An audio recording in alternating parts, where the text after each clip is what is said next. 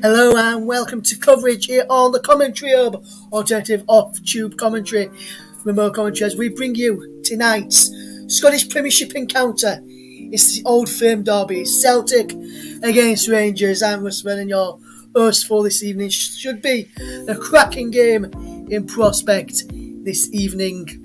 Hopefully you're all doing okay this evening.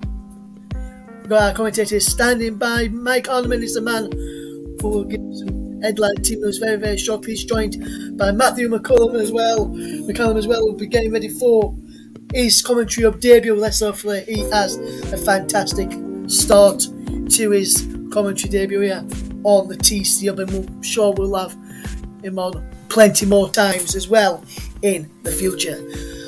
First game since Sunday, and hopefully everyone he's had a fantastic week so far. Some brilliant games of action which I've been watching and listening to over the past couple of days as well, including Rotherham United's 5-0 win yesterday against bitter rivals Doncaster Rovers, which sees Doncaster remain bottom of the table, and the Millers remain top of League One, 3 points clear now of second place Wigan Athletic.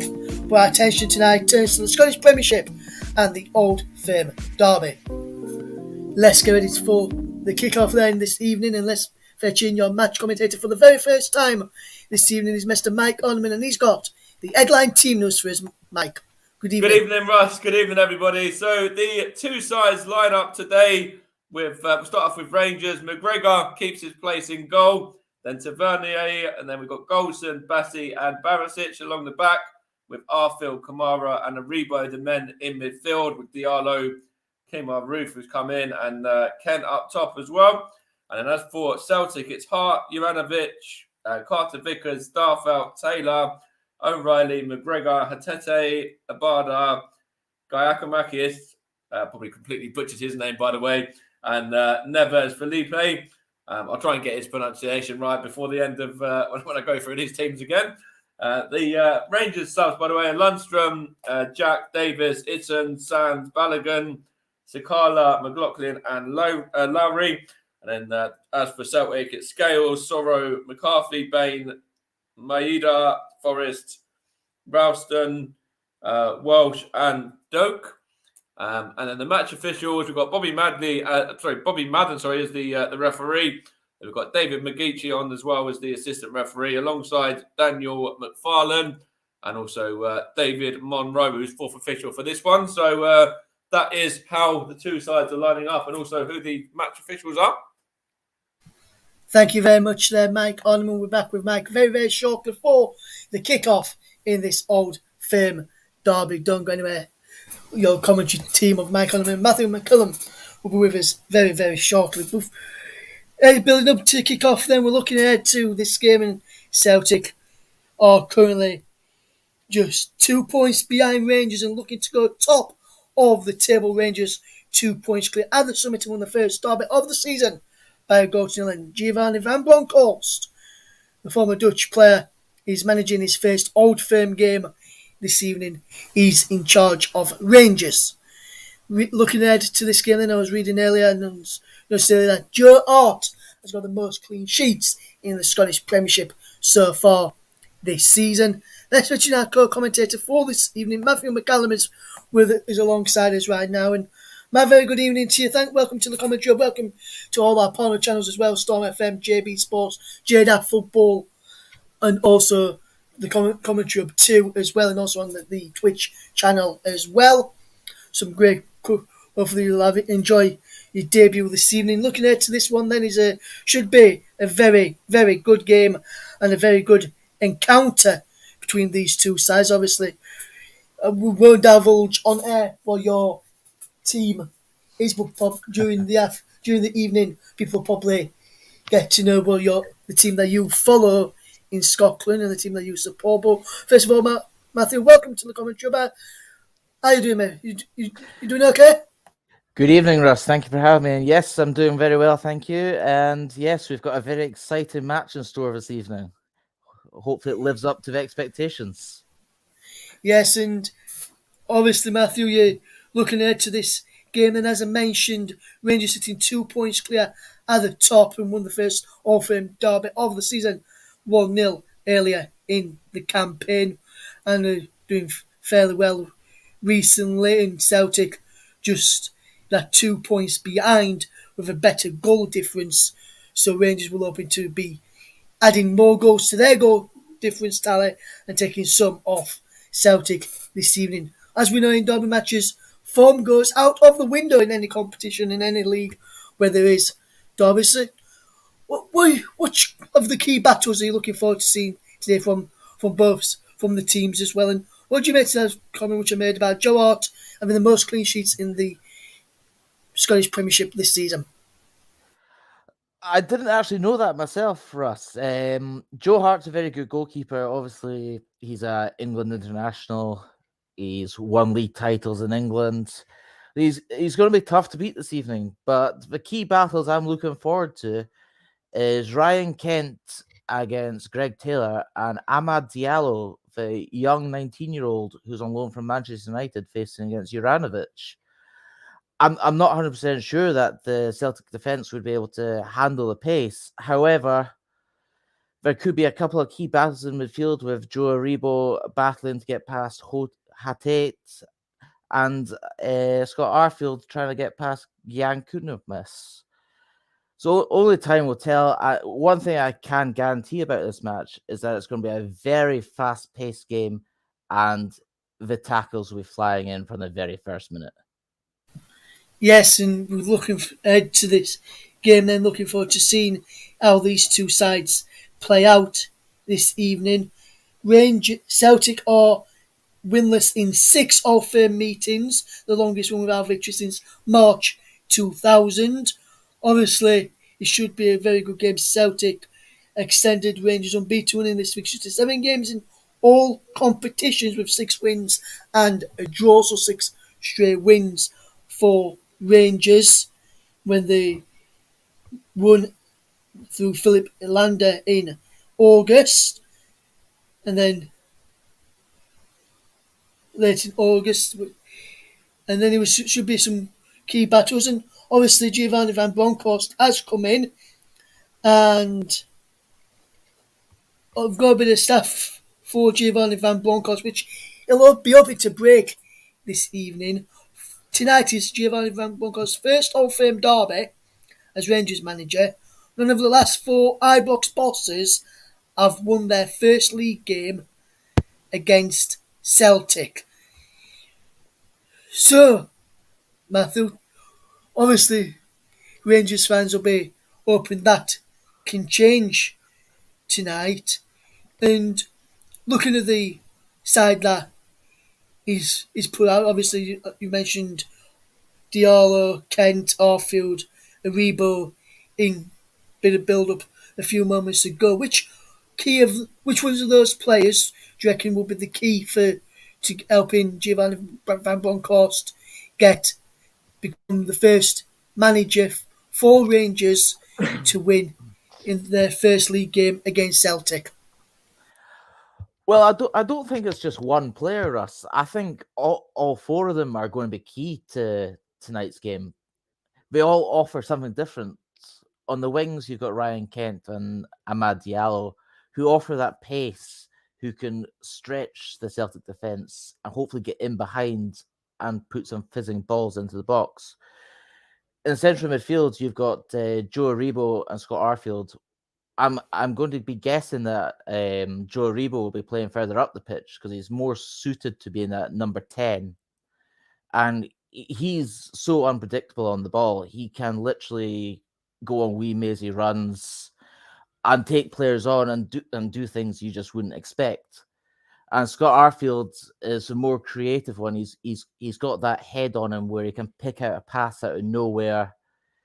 He can see things that possibly other players can't. But one thing I am surprised about tonight is, and with the signing of Aaron Ramsey, I thought he could have played a crucial role in tonight's match. I'm quite surprised not to see him on the bench. Yes, and we were speaking earlier and you thought Giovanni Van Bronckhorst might have been bluffing and saying that he wasn't going to be involved, and then a curfew later on that said that he was going to be involved. He was right in his pre-match press conference that he wasn't going to be involved tonight.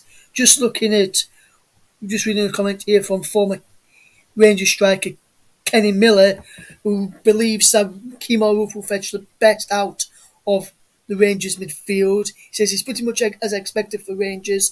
Thought Kemar Roofe would have started on the weekend. Maybe they were saving him for tonight.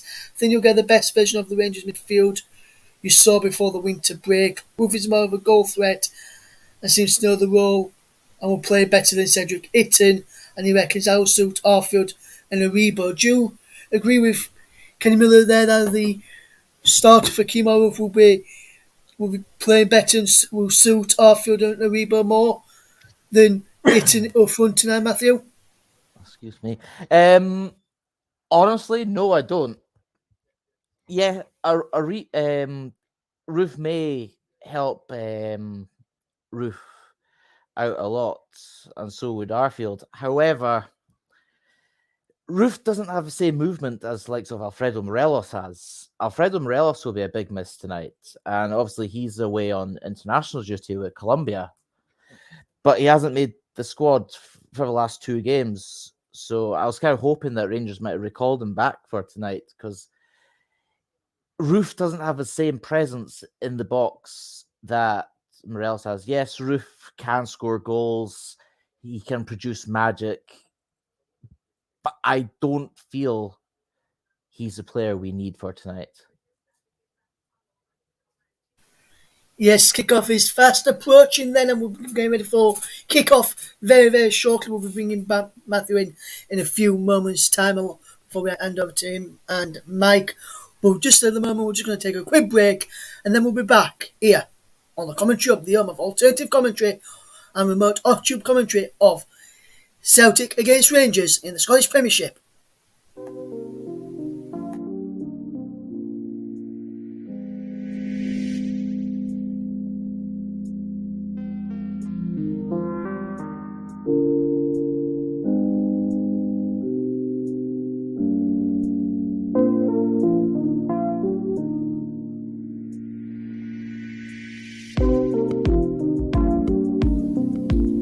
With the team almost getting ready now and standing by in the tunnel for ahead of this kickoff, ahead of this match this evening. Just one final thing, Matthew, before we hand over to Mike Gunderman and yourself ahead of kickoff.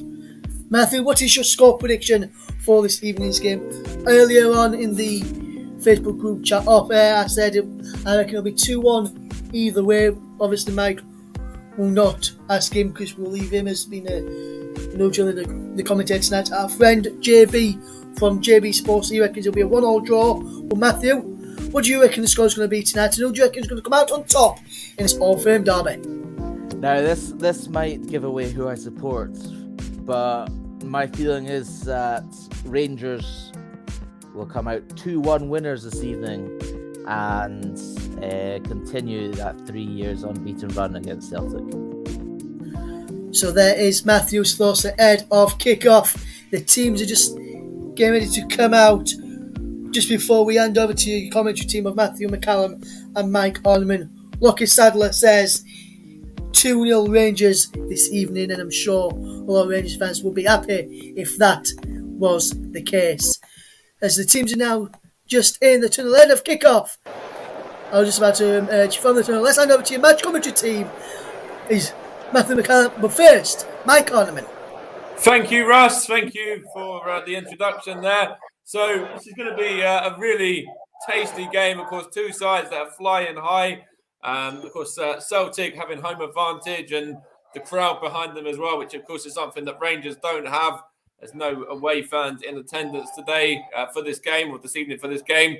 So it's only the Celtic fans that are in the stadium this evening, which I'm sure will play a part as well if Celtic do get themselves on the front foot early on. But we'll come to you in a second, Matt, as well. Once we go through the two sides once more before we get into getting the game underway. But we've got McGregor, Tavernier, Goldson, Bassi, Barisic, Arfield, Kamara, Aribo, Diallo, Roofe, and Kent, who are all starting for Rangers.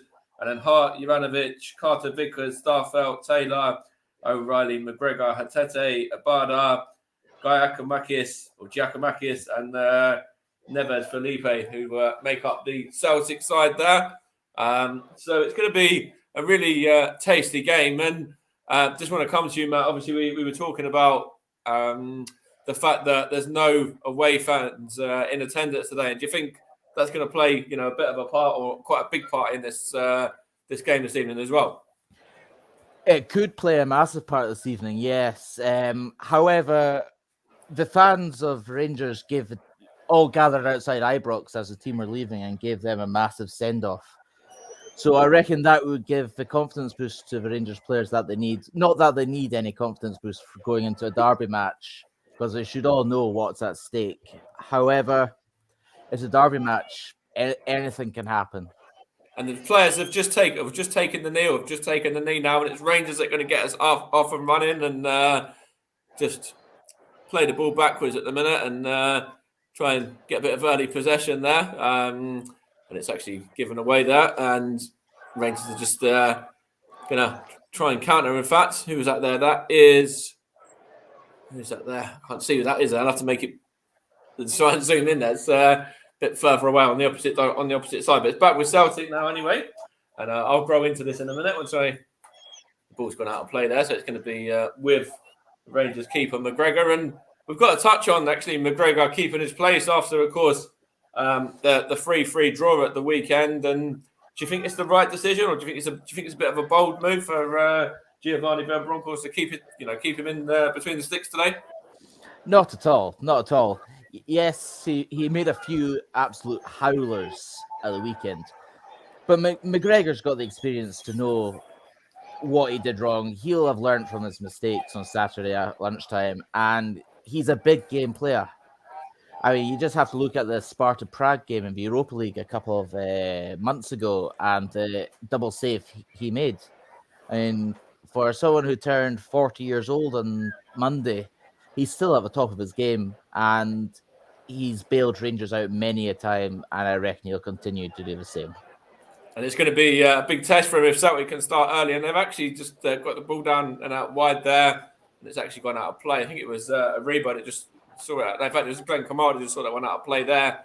And it was down the left-hand side. I think it might have been Hatete that was trying to get in as well for Postecoglou's side. Probably completely butchered his name there.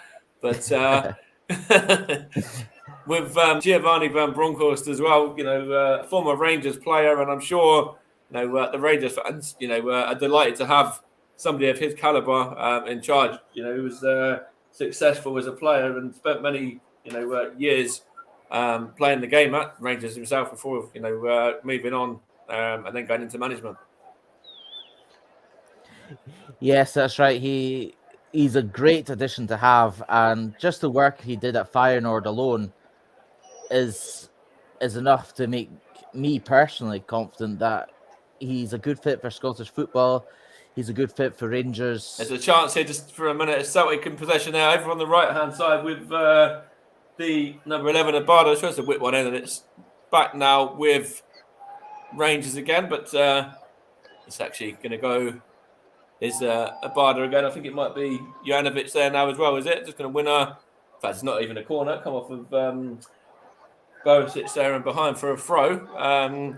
Early pressure from Celtic, and of course, with the crowd there and the back end as well. This is a dangerous opportunity here from this corner. It's just taken quickly as well, and back with, I think that's Abada again, going to whip it in there, and good defending, is it? No, it's second time lucky for the Rangers man there, and hooked clear by Ryan Kent in the end, and back with Celtic once more now. But Celtic have certainly, started the brighter of the two sides in this game in 3.5 minutes or so. Yes, that's right. Celtic have definitely started the better team, and it's to be expected. It's just an opportunity here, and it's with that. Can't see who that was there, but it's all the way back with Carter Vickers now anyway, and he's played it to, as he said, the back part of the staff out there, and back to Carter Vickers again, and I think that's on to Abada now. Going to run into the area, and Abada's going to try and get across in, and it's taking a deflection there and gone behind for a corner, and Sorry to cut you off there, but yeah, just another opportunity there for Celtic to get the ball moving forward. And again, it looks like Abada is one of the men that's really getting involved early on. Yes, that's right. He's definitely going to be a danger man, and I guess it was a man chance that here was... from the corner, and it's a goal for Celtic. It's gone in, and there's a Rangers man down there, but the goal has been scored by Celtic after 4 minutes there. And just want to see what the Rangers man was that was down, but it looks like it might have been. I think that was Glenn Kamara that was down. Glenn Kamara that was down, and it looks like the goal has been scored by who was that? There was that the number? Wasn't. That was Habade that scored the Japanese international. Oh, yeah. So he's...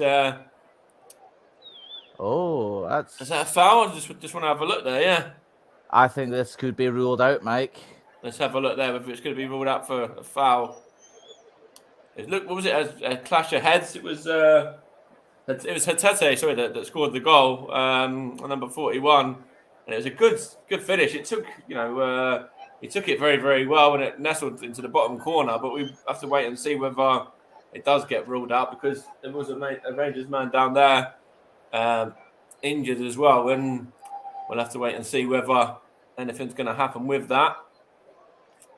Doesn't look like it is, though. It doesn't look like the goal is going to stand at the moment. But they are checking with the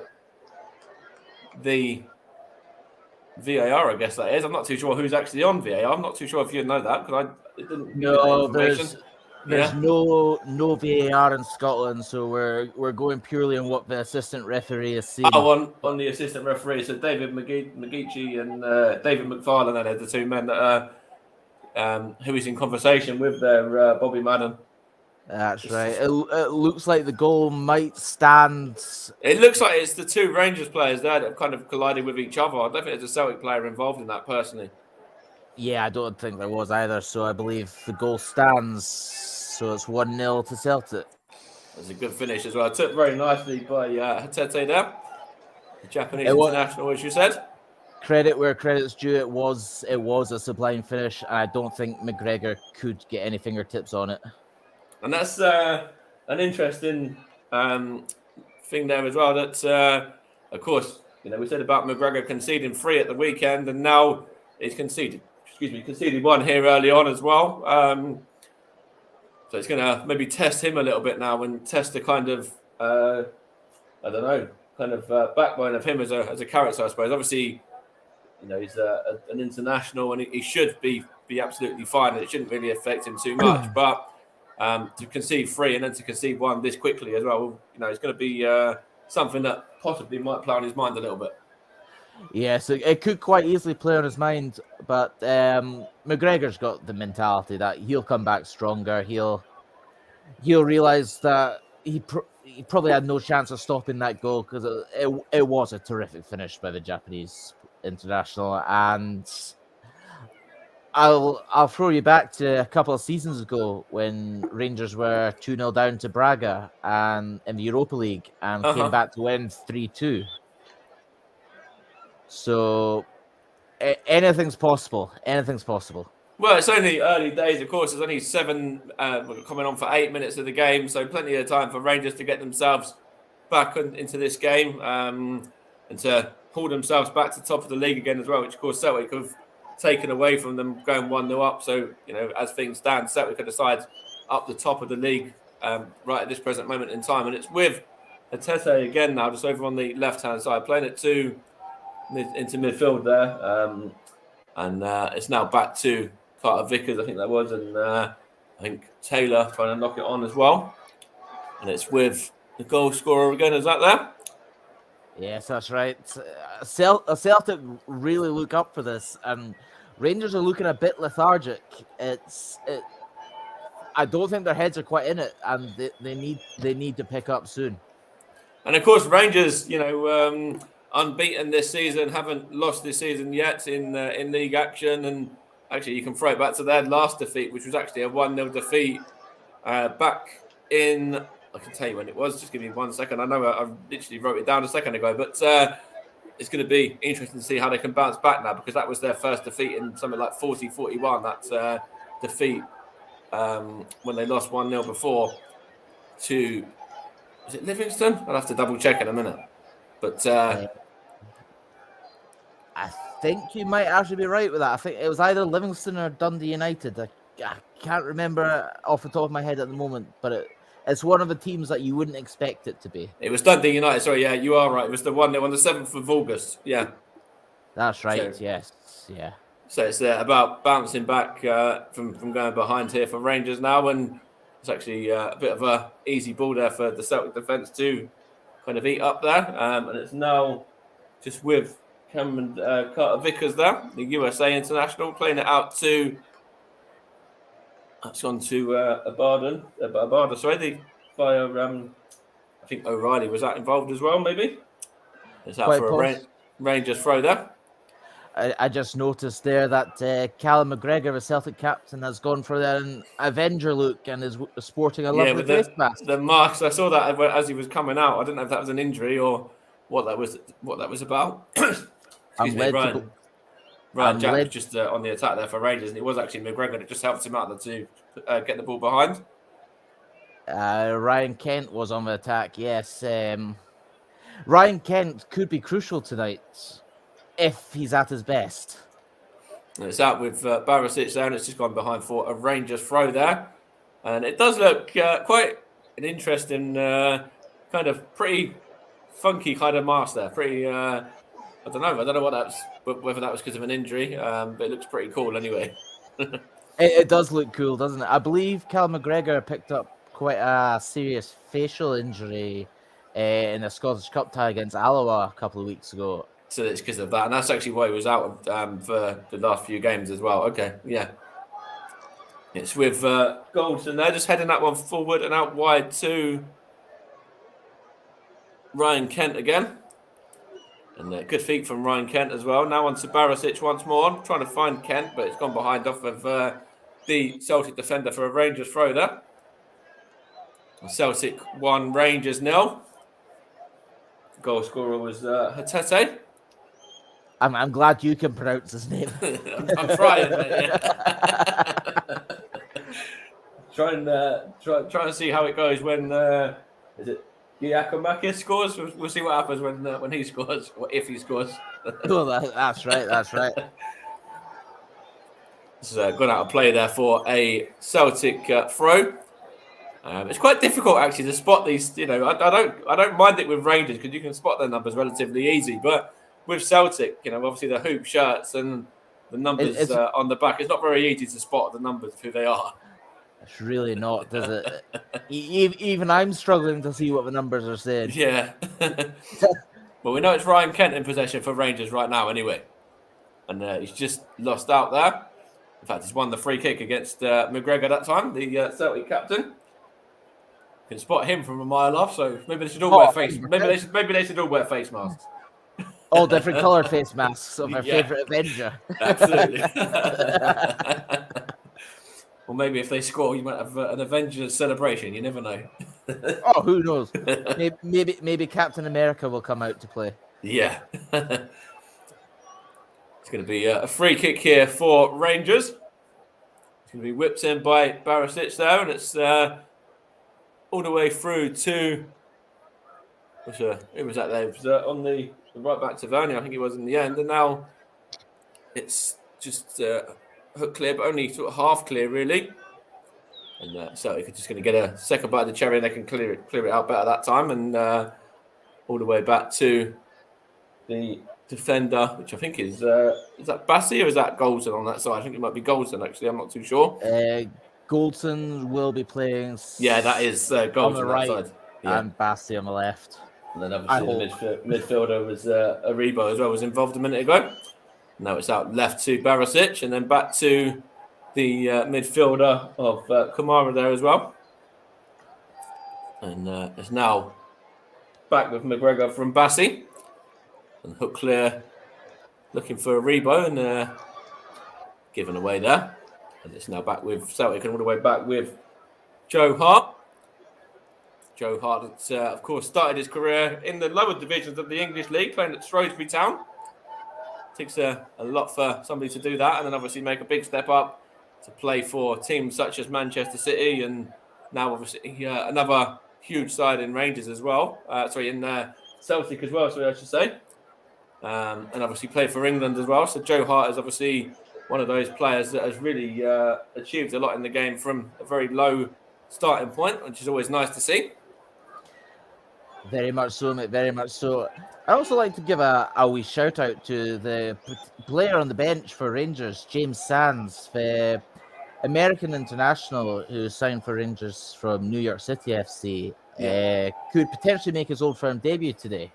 He's got the talent to be a very good player, and I'm intrigued to see how he gets on. That's today. a shot of goal down. That's a good save from McGregor, and it's a great double save actually. The second save from McGregor as well was the Celtic man there was following it in. I think it might have been I don't know whether one of them was Giacomakis or the original shot or the second shot, but McGregor there was big, he stood tall, and he made two fantastic saves there to deny Celtic from making that two.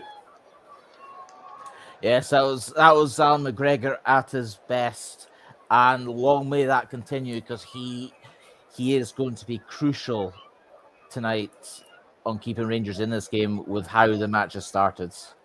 And it's won back by Rangers, and actually it's now with Barisic there, and it's gone behind for a Rangers throw. Just going to see these two saves again now from McGregor. The first one was from a sloppy ball, actually, from Tavernier, I think that was. And so then he was very alert and reacted well to the danger. I think it was Habada, the goal scorer, the first one.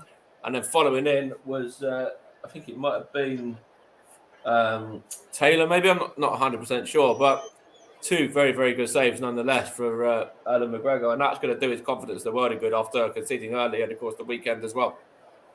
Yes, that's right. That's right. It's very hard because, like I said earlier, and I'm probably going to keep going back to this point. It's just so unpredictable in derby games, and with there being no away fans there, it looks like it's being playing more apart than I thought it might.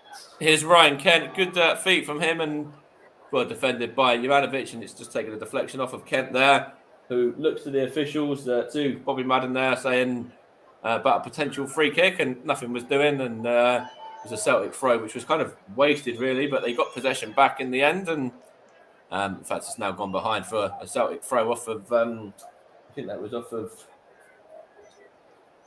I'm not too sure, the midfielder that time. I'm not so sure that was it Arfield maybe? Possibly, I briefly missed who it was. That's all right. Yeah, so it's with the Celtic keeper Joe Hart now, just from Juranovic there, and knocked on to, is that Carter Vickers, I believe, or Starfelt, one of the two defenders anyway, and then out to the goal scorer Hatese, I think that is in possession now. I'm just going to knock it back once more to centre backs, just playing simple balls between the pair of them at the moment in their own half. And going to try and look up, and in fact he's been forced to go across to his centre-back partner again, who it's good bit of play there. Juranovic now for Celtic, and it's a chance for, that was Abada, and then it was a good delivery in, and I think it was Giacomakis who was forcing McGregor there into another very, very good save, and see what happens here from this corner. It's a chance there. It's just gone over the top there from, I think that's Giacomakis again, who might have been offside there. But again, Alan McGregor that time, a third very good save in the space of a couple of minutes there.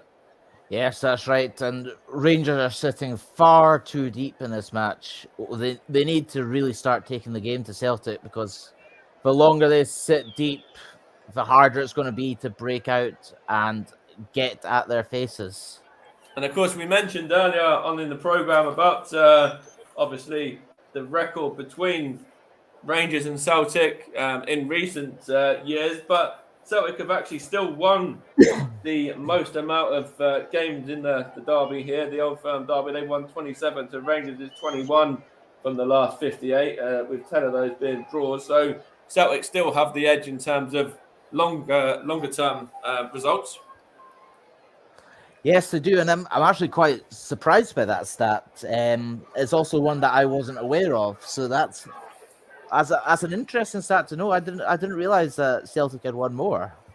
Yeah, six more victories. Yeah, it's just a Okay. free kick here for Celtic now. Looks like it Rangers. could be quite a dangerous free kick as well. It does. It's a good position there. It looks like it's going to be one that's going to be whipped in by Taylor, the left back, I believe. See what happens here. But of course, Carter Vickers and Starfelt up from the back, and it's whipped in and whipped long and sort of just evades everyone and goes behind for a Rangers goal kick there. And you're saying obviously there that you thought it was obviously a dangerous area, and he just got it all wrong when he didn't. He there, Taylor, just wasn't able to find his own man there. Just got too much on that one. Exactly that. He got too much on it. If I was Greg Taylor in that situation, I would have just floated it into the box, ready for a defender or even a midfielder to just get their head on it and direct it goalwards. And of course, it's still continuing on with Celtic looking to try and get on the front foot as much as they can in this game. Of course, they do have the lead through Tete's early goal as well. And we're yet to really see the likes of Roof and Diallo and Kent. We've seen Kent in flashes, but we've not seen anything of Roof or Diallo as of yet. We really haven't, and the longer the game goes on, I hate to say it, but the less likely we are going to see them involved. The game's just too compact at the moment for those three players to combine, and hopefully something gets changed because Rangers really are not at the races at the moment. It's with Bassey now, and it's gone back to McGregor again, and it looks like Rangers are just trying to get a couple of passes together really, and trying to do something with it. Here's Arfield there. Has he fouled? It looks like the referee's going to give that as a free kick, and can't argue with that. The first yellow card of the game as well. Certainly correct. Definitely there. Can't argue with that. The Celtic skipper, of course, there. Arfield going on a run that Burnley fans in particular have seen of him over the years. Yes, that's right. He's a cracking player, Scott Arfield. Tons of experience, and he did well to draw that foul in and get the Celtic captain booked. And of course, that's an easy one to point out. That's obviously McGregor, the first man in the book there. It's going to be Tavernier to take the free kick as well, by the way. He's going to whip this one in. Hopefully James Tavernier's crossing is at its usual standards. It's with Kent, and Kent's going to knock it back to the left back of Barisic there. And this crossing, it was a decent enough cross. It was just well defended by the Celtic defence there, and forced Rangers to go back to McGregor once more. And McGregor has just got his kicking all wrong now. Oh, that was a horrific kick out by Alan McGregor. He should have done miles better with that. It's just a throw here for Celtic now, and I think that's is that Taylor's taking it with given away anyway. And on the attack comes Tavernier there. That's right. And now it's with Kent once more, and Ryan Kent here. What can he do? Is he going to be able to get a shot away? He can, but takes a deflection, and it's up into the penalty area there, and it's a chance for Aribo. Aribo, in fact, it wasn't Aribo, it was actually Diallo, sorry, that time, the online Manchester United man. Yeah, I'm hoping Diallo can get a bit more on the ball because he showed at the weekend against Ross County that he's capable of producing something out of nothing. And this could arguably be the perfect game for Diallo, given he's played in matches for Manchester United this season in front of probably more hostile crowds than this. And it is a big chance for the young man, a very big chance. And I'm just looking there, just obviously Rangers are in possession now, but just before that, just a moment ago, it looked like it was actually a bit of a late challenge on Kamara there. But Rangers are in possession still anyway, and it looks like the Rangers man's perfectly fine. But it looks like that was one of those ones that he was lucky that he didn't catch him more than he actually did, because that would have been a nasty one if he caught Kamara a little bit worse off there. Yes, that's right. That could have been a really bad injury for Glenn Kamara, potentially season-ending. However, like you said, he's done well to get out of the way of that and not end up badly injured. It's with Rangers once more. It's Aribo now. He's getting a little bit more into the game a little bit for Rangers now, apart from, as I just say that, the commentator's curse hits and he just passes it straight to a Celtic man. Oh, the dreaded commentator's curse. Dare I say that Rangers are starting to come more into this match? They are starting to grow into the game a little bit there. As you just say that, there was a foul given against Tavernier, though, so probably commentator's curse part 2, but... Yes, I'm not convinced that's a foul, if I'm completely honest. I mean, I didn't think there was much in it, yeah. Football's a contact sport, you know. You can't be stopping the whistle for every single foul. No, that's a very good point as well. And there's some fouls which are, obviously very obvious, but that one for me was just, there's nothing in that at all. Yeah, nothing in that at all, and he should have just let play continue. It's a chance here for Arfield, and in fact, it's now going to be Kent to try and close that one down, but he did shove his man off the ball there, and referee's given a free kick there against Ryan Kent for that shove on Juranovic, and again, that's quite a soft free kick in my opinion, to be fair. That's another soft free kick, yeah, but this is one thing you're all going to find out from a Scottish game is for referees will give a free kick for anything and everything. I'm not sure if it's the same down in England, Wales, even in Europe. Yeah. It's VAR is needed in Scotland. So the league record, by the way, games 62, wins 50, draws 11. What was that? I don't know whether that was 11. I'm not too sure what that was there. In terms of I don't know whether that was the last amount of games in the Old Firm derby, but I don't know what that stat was. But it's a chance here, and again, Alan McGregor has to be alert there, and he is alert as well to deny Giacomakis there. And it's a very good bit of play from Celtic. Is he onside? Looks like he would have been onside, so that would have stood in my opinion as well. And it's another good save. So Alan McGregor has conceded early on, but since that he's made probably 3, maybe even 4 saves to keep the score just at 1-0. Yes, that's right, and you can see Alan McGregor shouting at the defence there, and he's quite right. So the defence has been extremely poor. And a chance here for Aribo. Is that foul? Oh, I want to see that again. I look like it might have been. That's a penalty. That's a penalty. That's a foul. It looked like a foul for me. Let's have a look. There's Aribo. He's beaten his man. He's certainly taken Aribo out there for me. Yeah, that's a penalty in my eyes. I don't know how the referee's not giving that. That's as clear a penalty as you'll ever see. You were just saying about the referees giving everything, and then they decided they don't want to give anything now. So exactly, commentators curse. Commentators curse. But that's a clear as day penalty in my book. It did look like Diallo was not Diallo. Sorry, Aribo was unlucky not to get that one. Yeah. Yes, and it goes back to what I was saying pre-show. Aribo can literally take his man on anywhere, and literally, the best way to describe Aribo is he's got magic feet. And you see that from the Nigerian national team as well. I would arguably say he's Nigeria's best player. And of course, there's a few of them as well. Bassey's another one, of course, Nigerian international that's playing as well at defence today. But it's now with the Celtic defence there, and I think that's Starfelt on that side. So going back to that stats that you were just saying there, Mike, the Rangers league record since March 2020 is we've played 62 matches, won 50, drawn 11, and lost 1. Which was the Dundee game that we touched on earlier, yeah. Yeah, so that's some records, and the Rangers fans and players will be desperate to keep that record going. And of course, we said about earlier on with Giovanni Van Bronckhorst coming in and yet to taste defeat as Rangers manager.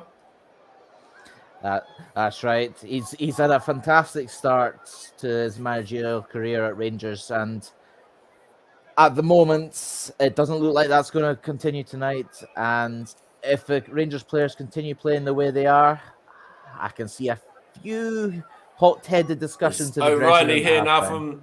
There's a good tackle there from was that Aribo there, and now it's a bit of space for Kent, and now that's with Diallo trying to find Kent and just goes behind it and seen behind by Joe Hart there. But again, Rangers trying to get themselves forward and further up the pitch a little bit quicker there.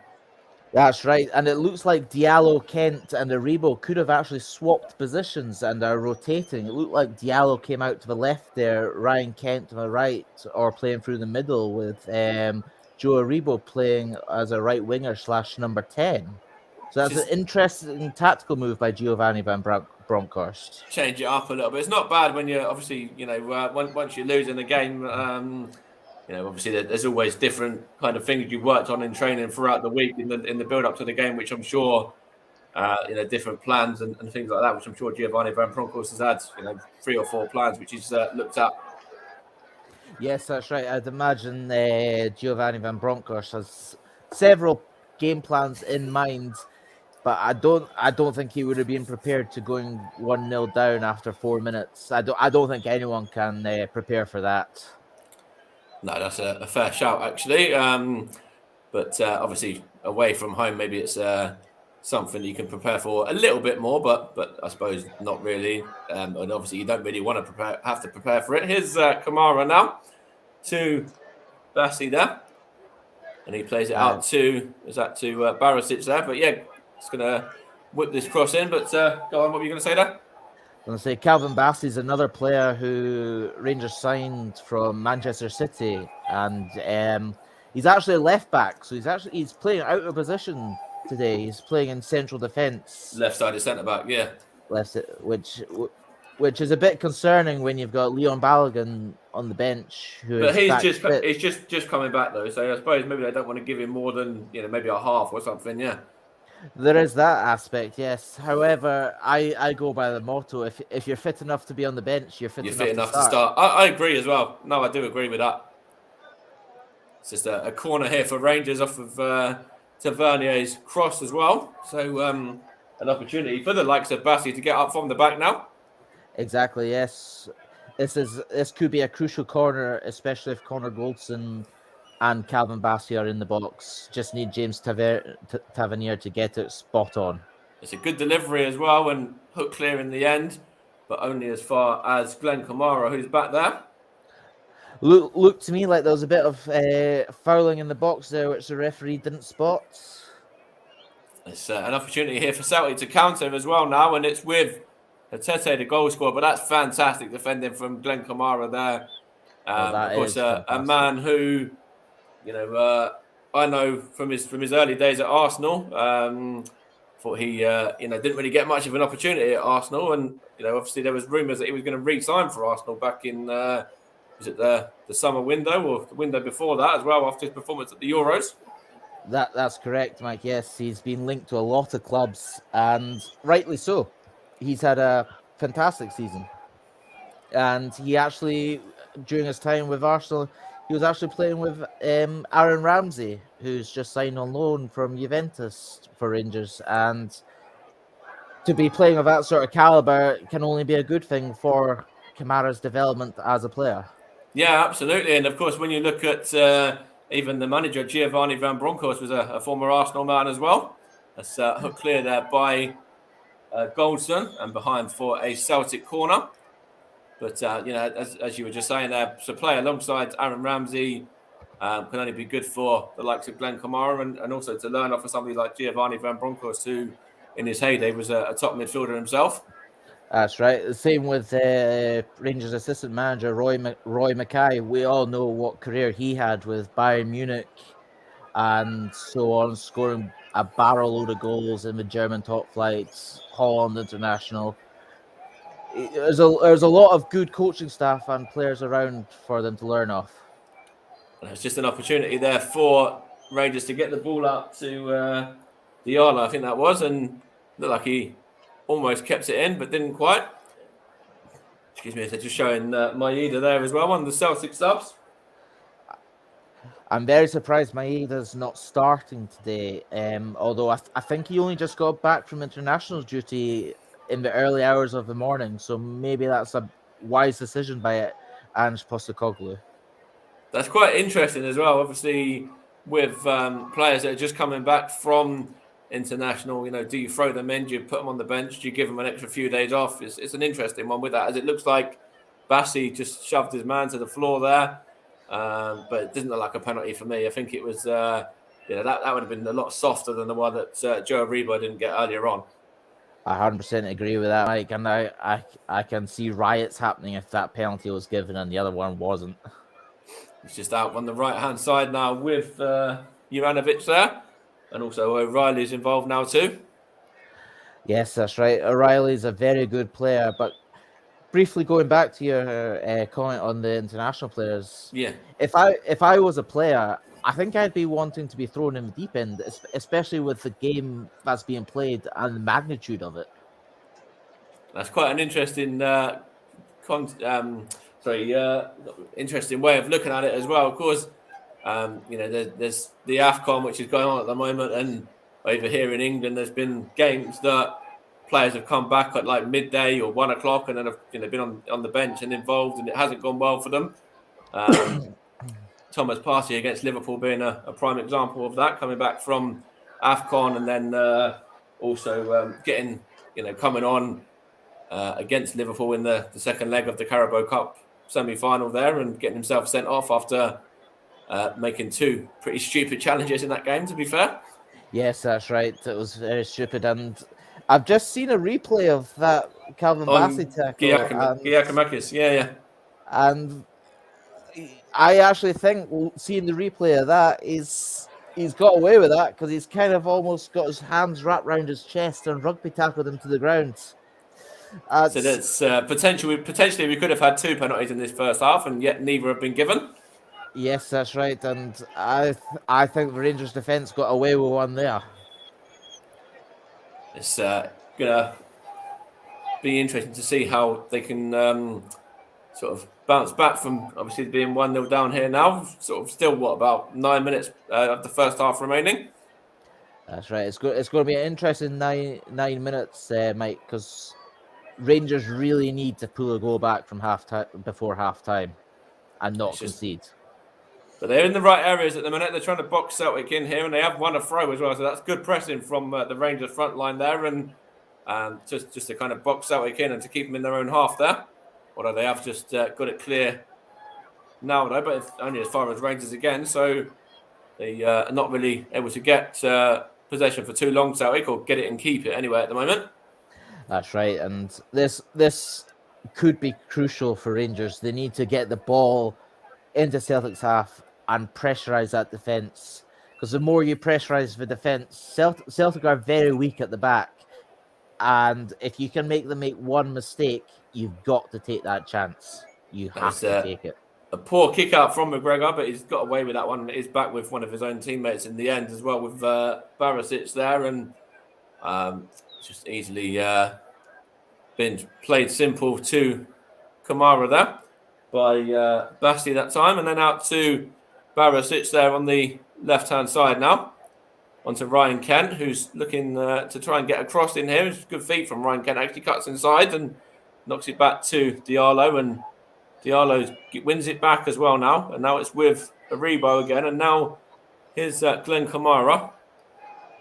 And Rangers just trying to get the ball into Diallo there. And Diallo switches it out to Tavernier, is that, on the right-hand side. And he gets his cross all wrong there. But again, Rangers trying to do something there and getting themselves into a dangerous area for a moment, but they just need to be careful here not to be caught out at the back now, and they've done well there just to make sure that Celtic and Abada can get through. That's good defending by Bassi that time. That's very good defending, and going back to that chance by Rangers there, I wish Diallo had taken a shot on there, because you need to take the risks in a match like this. You need to shoot from the edge of the box. You can't always work it into the box as per se, because it doesn't always get you anywhere, and it leaves you. There's a chance here now, and it's just going to be put a good defending there, and Barisic has got it back. What he did there is just trying to knock it back. In fact, he's giving it away, and now is that Juranovic? Just got it there, and There's also, I think Hatete is there as well involved, and McGregor, he's in possession now, sorry, I should say, and then he knocks it out to Cameron Carter-Vickers and then on to Starfelt there. But not too dangerous at the minute for Rangers. They're doing quite well. They've got quite a few men back, and I'm sure that's quite a structured way of defending the way they've got it set up at the moment. I would agree with you there. It's a very structured way of defending, but I think it's a bit too defensive. I would personally, if I was Giovanni Van Bronckhorst, be telling Diallo and Kent. They've won the ball here, though. That's a good tackle from Glenn Kamara, who's trying to switch it out to Tavernier. And what can he do here? He's going to try and knock it on to... That's Diallo, is that? Yes, that's out a little bit more wide this time, and keeps the ball there. If it's done well, he wins the throw as well. That's good play there from the Manu Loney. Very much so. Although I'm going to be quite critical on him there. I think he's taken too many touches, and he could have actually played the pass into Glenn Kamara there. I think he needs to get his head up and see what's around him. It's with Rangers again now with Kamara. Gets the ball from Calvin Bassey there, and now the defender Barisic there, and on to Kent, and then it's him or Roof was involved there as well. I think that's the first time I mentioned his name. There's a chance here for Scott Arfield, a good defender there from Joe Hart, and of course knows Scott Arfield very well. I don't actually know if they were on the books together at Burnley. They probably were, in fact. I think they might have been. Yes, I think so. That's very sort of meaty challenge, but obviously very, very fair as well. One of those challenges that you love to see in football, with the goalkeeper going for the ball there, exactly, and the defender not leaving. Sorry, the striker not backing out of it as well. Again, it's a case of that's what you want to see. After all, it's a contact sport, isn't it? Absolutely, it's a shot at goal now, and it's 2-0. What a finish that was again. And I think that's the second for Hatete as well. That is another fantastic goal there. And again, it looks like Hatete is the man that's got it. Another great finish from him. Yeah, that's a fantastic finish, and I'm sure the listeners have already worked out who I support.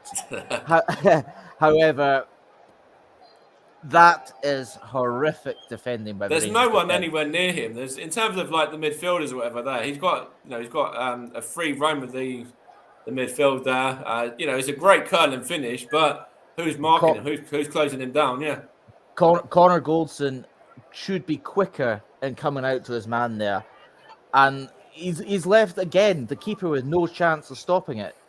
I mean, if we continue defending like that, this could end up a cricket score. And it's just not good enough. Giovanni Van Bronckhorst needs to have some serious words with his defence and players at halftime. 100%. They might even have to look at the substitutes bench early on as well, which I'm sure he probably wouldn't have wanted to do, but he might be forced to.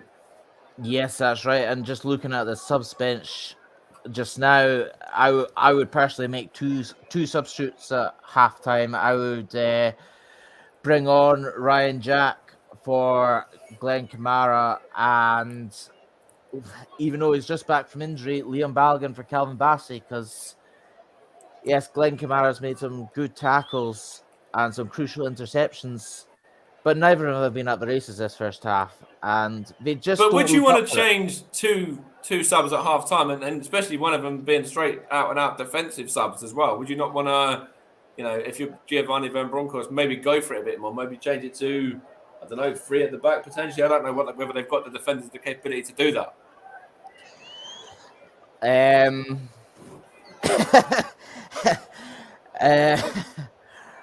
Yeah, that's an interesting one. However, I'll stand by my point. In fact, I will now say I would make all 5 changes at halftime. This team has been absolutely dreadful. You'd make 11 changes if you could. 10. Actually, McGregor, to be fair to him, has done all right.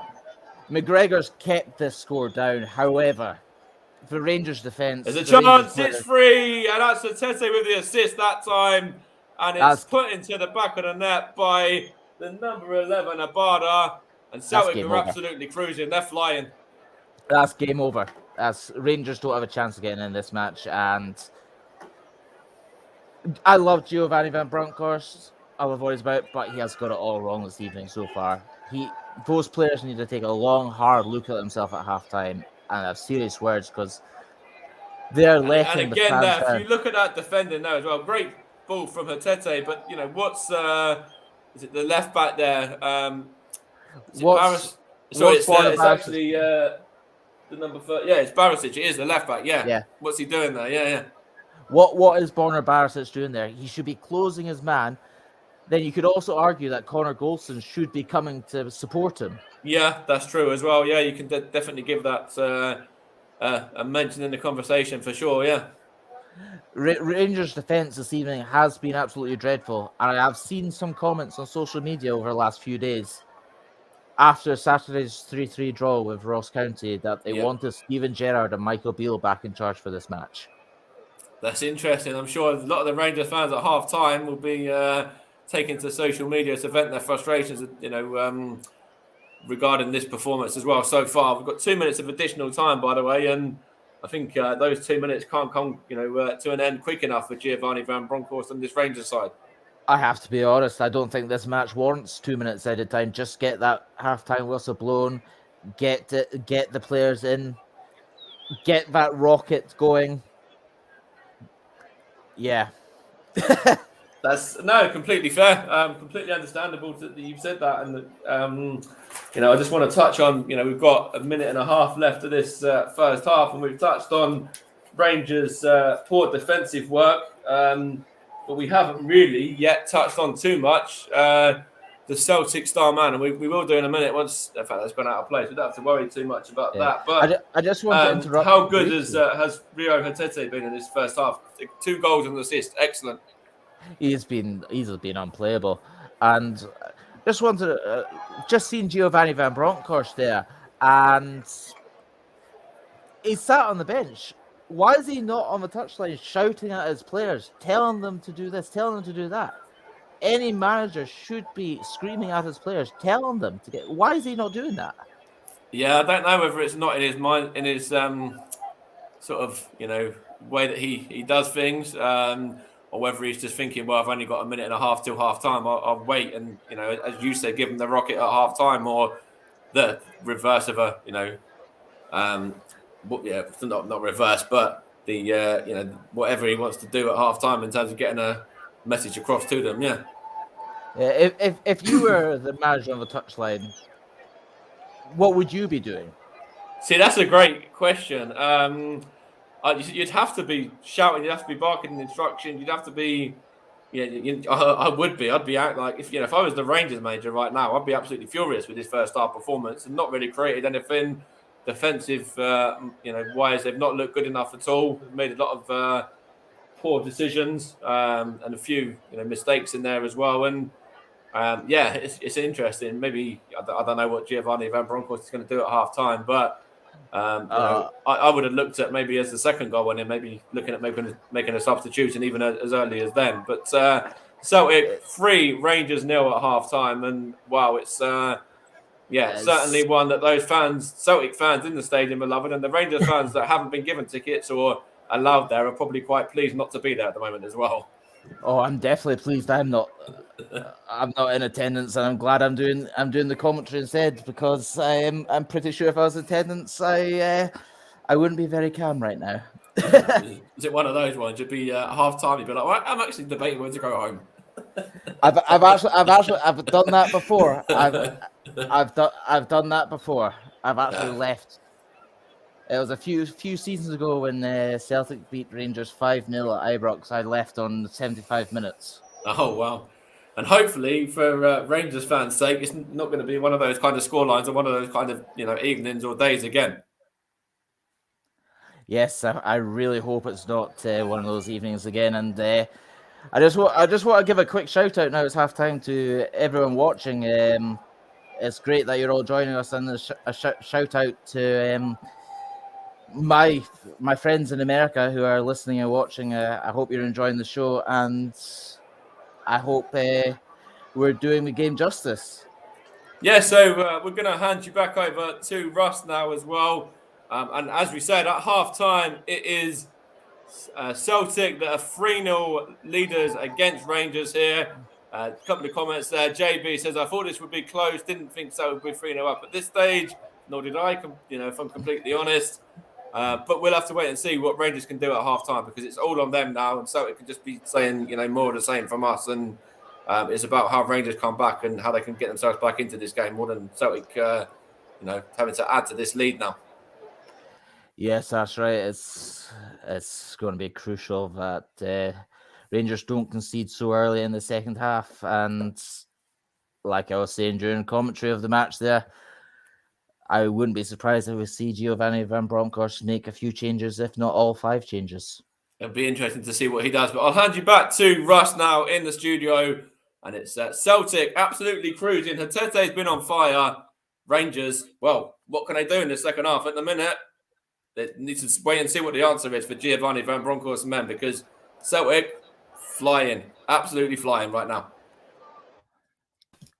That is correct, Mike. Thank you very much to Mike Coleman and Matthew McCallum for excellent first half coverage on Celtic against Rangers. Some other comments to go through in just a few ticks. Let's go through some of the latest and some half-time scores from other matches taking place this evening as we go through some of the matches, and then we'll read some more of your comments out. In the African Cup of Nations, in the semi-finals, Burkina Faso 0, Senegal 1, and on target for Senegal is Abu Diallo from PSG. Senegal thought they could have had 2 penalties in the first half, not given. And for Senegal today, there is no Sadio Mane does start today, as is Edouard Mendy, and they are leading by 1-0. Also in the Premier League Cup is Watford 0, Huddersfield 3. That is the under-23s action in Portugal in the Liga from Portugal. It is Benfica 0, Gil Vicente 2. In the Copa del Rey in Spain, Real Vallecano beat Mallorca by 1-0. In the Championship, half-time scores are Barnsley 0, Cardiff 0, and Huddersfield 0, Derby County 0. Also in the Copa del Rey in the first half, should I say, is Valencia 1, Cadiz 0 is the latest score as well. In that game, there's some friendly matches as Toronto FC taking on Los Angeles FC. They're drawing 0-0 as River Plate taking on Rivienda, and that is also 0-0 is the latest score.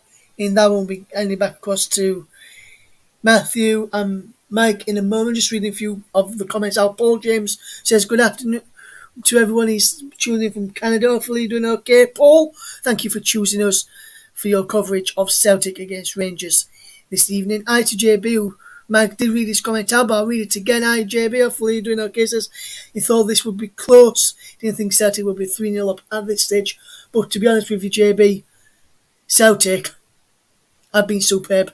Rangers, not so good in that first half, and that's putting it mildly. And Matthew, if you can still hear us right now, they're just Crane, one of your friends, says, Matthew, I am following you guys, mate, back in my office now. So thank you very much for you to get in touch as well, and one of Matthew's friends for getting in touch. And thank you very much.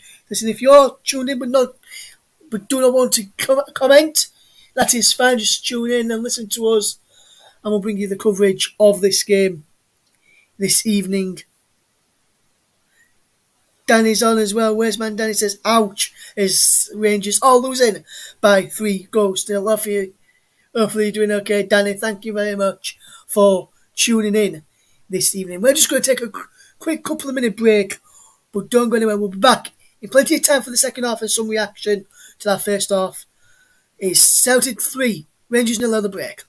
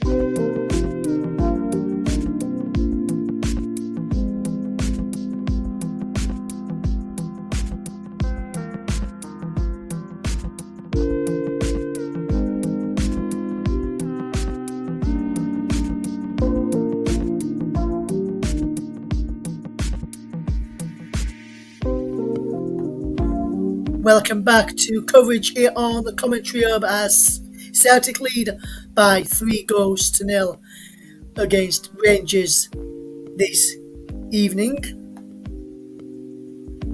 Hopefully you're all doing fantastic this evening as well and having a good Wednesday, whatever you're up to. And if you're a Rangers fan, surely it can't get any worse than what he did in the first half. And let's mention the co-commentator for this evening, and Matthew McCallum is with us. And Matthew, your thoughts overall on that first half, and what do you think Giovanni Van Bronckhorst has to do in that in this half-time interval to get Rangers back in this game and let's just say competing in that second half, because that first half was one-way traffic, you've got to say, really. Yes, Russ, that's right. It was. I'm going to be completely very blunt here, but that was shambolic. The defence of Rangers really need to get their acts together, because I could defend better than they did for all of the goals. Celtic are playing Rangers off the park at the moment, and it's going to take a lot for Rangers to come back into this. And I really don't think Rangers can get back into this. And I've just seen one of the comments there, someone saying "ouch."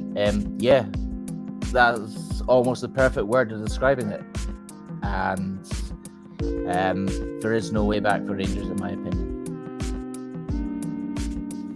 Yes, and also Matthew, looking at the subs bench that you've got there for the Rangers have got, that we touched upon at the start of the game in this start of the programme, when we're looking through the team news, when I read out the team news. Which one of those on the bench would you say would be the best one to try and get, let's say, a consolation goal for Rangers in the second half? To get a consolation goal, I would probably go for either Alex Lowry, the young 18-year-old, or even Fashion Sakala, who can offer that pace to get in behind the defences. But if I'm completely honest, we're really missing Alfredo Morelos. He is our talisman. He is the key player in this Rangers team. However, Giovanni Van Bronckhorst needs to have a serious talk with that team, because if they continue playing the way they have that first half, this could be 6 or 7. Yes, absolutely. We've got just had another comment in from Loki Sadler, who says need to pull their socks up this half in regards to what Rangers need to do in the second period. Celtic are doing absolutely fantastic at this moment in time. Sorry to say that, but if it wasn't for McGregor making, at least from what I've noted myself, 4 excellent saves to keep Celtic out, the scoreline could be a lot worse than what it already is. And I know we were speaking off air earlier on this evening, and you said probably the man of the match you had one in your mind already, who was the man of the match of the weekend in Joe Aribo, and he's not really going to the game much in that first half. And do you think Celtic have targeted him as the best player for Rangers and the Rangers' main out threat in that first half? I wouldn't say that Celtic have targeted Joe Aribo individually. I would say Rangers have targeted the weakness of the Rangers' defence. I mean, Connor Goldson and Calvin Bassey have been really, really poor this evening, and normally they'd be key. So I don't think they're targeting Joe Aribo individually. Yes, it'd be very interesting to see what Rangers do in this second half, and see whether Giovanni Van Bronckhorst can be the first Rangers boss to win an Old Firm derby. None of the other previous 3 have done it in charge of Rangers. So, looking ahead to the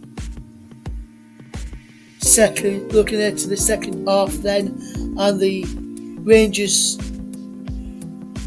new boy Aaron Ramsey is in the stands this evening, and one man who I saw in the stands ahead of kick-off will be loving this scoreline at this moment in time is pop icon, or music icon should I say, and Celtic fan Rod Stewart. Saw him in just before kick-off on the monitor here in our studio, in my Yorkshire-based studio, and for the TC Hub. And do you think someone like Aaron Ramsey would make a difference to the way Rangers have played in that first half? Do you think if he were playing, it would have caused quite a few problems for Celtic in that first half, Matthew? It's hard to say because we all know what Aaron Ramsey is capable of, but he needs the players around him. And if Aaron Ramsey was playing tonight, I really don't think it would have changed much because none of the players has turned up. And for a game of this magnitude, the fact they haven't turned up, it's embarrassing. It's a letdown to all the supporters. And Aaron Ramsey must be looking at himself thinking, what have I done? Yes, in a photo that I saw of Aaron Ramsey just before we head back to the commentary team for the second half, it does look like he's sat there thinking, have I made the right choice? Have I decided to go to the right side of Glasgow? We'll wait and see if that is the case. With the players almost ready for the second half, it's time for me to hand back over to your match commentary team of Matthew McCallum. And first of all, let's hand back over to your match commentary team, Matthew McCallum, alongside Mike Ornament. Mike. Thank you, Russ. So it looks like Rangers are going to get some substitutes on in the second half. I think Fashion Sakala is one that's definitely coming on at the break. I will confirm in a moment if there's going to be any more, and also who he's going to replace as well there. But in fact, they've gone 3 substitutes there. Jack, Sakala and Balogun on for Kamara, Diallo and Barisic. So very bold, and to be fair, you called it being quite a lot done by Giovanni Van Bronckhorst at half-time there, Matt, and proved right as well there. Yes, that's right. I called the substitutes, and I got the substitutes correct as well, I believe. Just not the people coming off. I'm a bit surprised Diallo's come off because I reckon he could potentially still offer something with his pace. But I'm happy with the changes, and I hope it makes a difference. I really do. It's going to be interesting to see, with what happens here now with the start of the second half. We're back underway now as well, and Tete there in possession gets it back for Celtic, and good defending there from Tavernier. I think that was, who just wins the throw as well off of Tete there, and Giovanni Van Bronckhorst has decided to go very bold in the second half, and why not? You've got nothing to lose when you're 3-0 down, have you? Well, exactly that. And I've actually got a question for you, Mike. I've just noticed it in the comments there. What's your score prediction for the second half after that shambolic first half by Rangers? It's an interesting one. I think Celtic, were very, very strong in that first half, and Rangers, very lackluster and really didn't create an awful lot, and need to do better in the second half. So, I think that Giovanni Van Bronckhorst with these substitutes can certainly look to make something happen. I think Celtic are going to go on and win this game now. So, I don't know. I'm going to plump for a 4-1 Celtic win now. A 4-1 Celtic win even. I'm a bit scared to say a score prediction for the second half, given I'm a Rangers supporter. However, are you sure you're a Rangers supporter? We couldn't have told from that first half. I'm trying to be as neutral as possible. I'm trying to. However, Sakala's in possession here for Rangers in the box as well. And what can he do here? He wins a corner. Good play there from the substitute. In fact, it's gone for a goal kick. I thought that was a corner originally. That should be a corner. It looked like it was to me. I don't know what the referee's playing at there. However, my score prediction for the second half and full time is 5-2 Celtic. At least we'll have some goals anyway. Oh, I really hope so. I really hope so. I really hope Rangers get back into this match before Celtic score again. Yeah, it'd be interesting to see if they get it back to 3-2. What happens there if Celtic start to crumble a bit under pressure? Yeah. Well, exactly that. Celtic's defense isn't as good, or it's on paper it's not as good as Rangers' defense, but in actual real time, Rangers' defense is Sunday League standard at the moment. And at the minute, it's only Alan McGregor that's keeping this from being any more than 3-0 with the 4 saves that he made in the first half. And it could easily have been 6 or 7, really, with the chances that Celtic had. Exactly that. And that's why, despite his mistakes at the weekend, Alan McGregor is crucial in goals for Rangers because he's capable of those big saves, and he's kept Rangers in matches for so many years. It's the players in front of them that are at fault. There's a chance here for Hatese. It's given away, and Goldson does well there, and Celtic get it back through. I'm not too sure who that was, but it's no one with the defender staff out anyway. And then Cameron Carter-Vickers, and then into the masked man of McGregor, the captain, who's on a booking, of course, remember as well. And now out to, that's whips in, and it's looking for Giacomakis, I think that was. And it's good defending from, I think that's Bassi there, was it? Or Rebo? That looks like it's Calvin Bassi. That's Calvin Bassi that time. Yeah. It's very hard to tell the players, isn't it? It can be, yeah. It doesn't help that it's now got a bit misty as well. Oh, it looks like the Celtic fans had a bit of pyro, and you know what they say, no pyro, no party. Yes, yeah. Well, they're certainly partying at the moment anyway, that's for sure. Top of the league, and I'm sure they're loving that. I mean, who can blame them? They're rightly so. They should be partying, rightly so. It's Tavernier back to Goldson, and he goes back to Alan McGregor there. In his orange kit there. Whacks that one looking for is that a rebound? It's gone out of play for a Celtic throw there. In fact, was that a rebound? Was that yeah, I'm not sure. No, that's Fashion Sakala. Fashion Sakala that time. See, they all look similar. A lot of them. They're difficult to tell their numbers. That's right. It's out to the right-hand side now, and I think is that a Barber for Celtic? I think it might be the scorer of the third there. He's going to get a shot off, and it's what's his name? Giacomakis. Can't even pronounce his name. It's one of those ones. Can we just shorten him? Can we just call him Gio? Yeah, why not? Why not? Just go for Gio.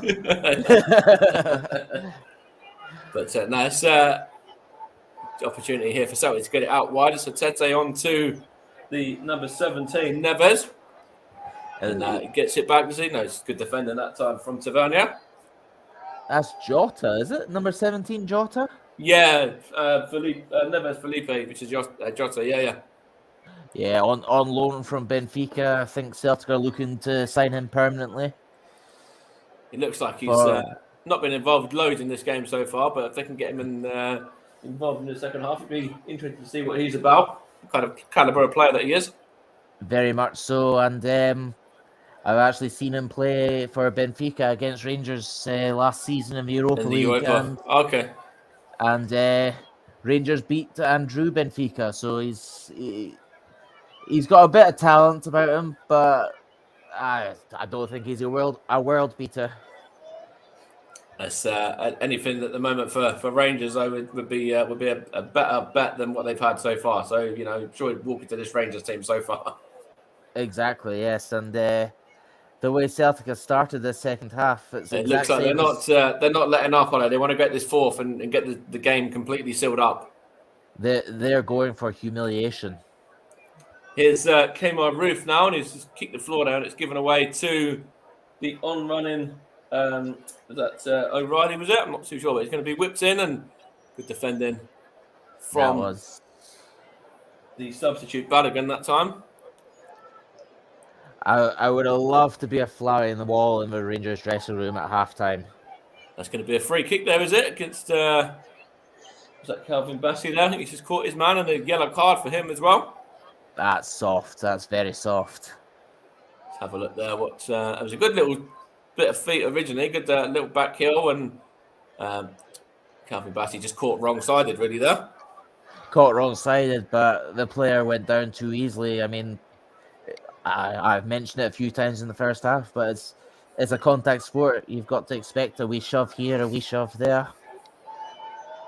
That's right, and it's it's one of those ones that you don't want to take that away from the game. And of course, that's why in Scotland it's nice that you haven't got VAR. But then at times when you see potential penalties, like in the first half, then it's sometimes might still be needed as well. Although it's nice to a bit refreshing that we haven't got it compared to over in here in England when we get it on a weekly basis and it's all it talks about. Well, definitely. I do welcome the introduction of VAR in Scotland. I saw something the other day on social media that out of the top 12 countries in Europe, Scotland's the only one without VAR. It did surprise me when I saw it. When I was going through the officials, I was like, I even had to confirm it with Russ, the producer. I had to just make sure there was no VAR over in the Scottish League because it's an interesting one. As you say, every other league has got it, or main league has got it. Yes, that's right. Every important league. I know the Scottish league's quite often. A shot, a goal. Oh, that's a bit better there from Scott Arfield, edge of the box. Just drilled that one. It was a bit high and not troubling Joe Hart in the Celtic goal. It was Tavernier on the right hand side. Just plays it across and there's a shooting opportunity. And I think it goes back to what you said earlier. If you get an opportunity on that kind of position, then why not have a shot?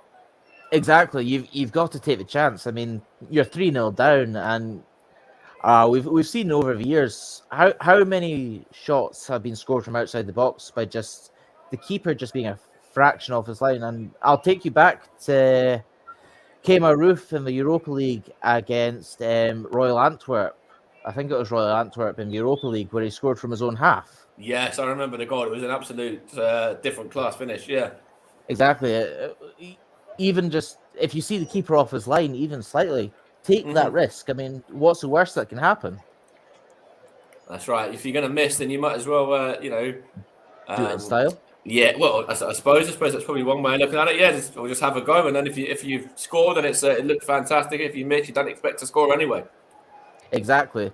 You've got to take the chance, and at the moment, going the way this first half is going. The second half, even, sorry. It's a chance. Fashion Takala there just gone down, and the referee's pointed for a goal kick. And again, that was a good play from Rangers there. Takala, did he go down a little bit easy? Let's have a look. It was, that would have been a harsh penalty there. But I think it was the defender there, Taylor. Good defender, really, from him, yeah. Yeah, very good defending there, and that would have been a harsh penalty compared to the two in the first half.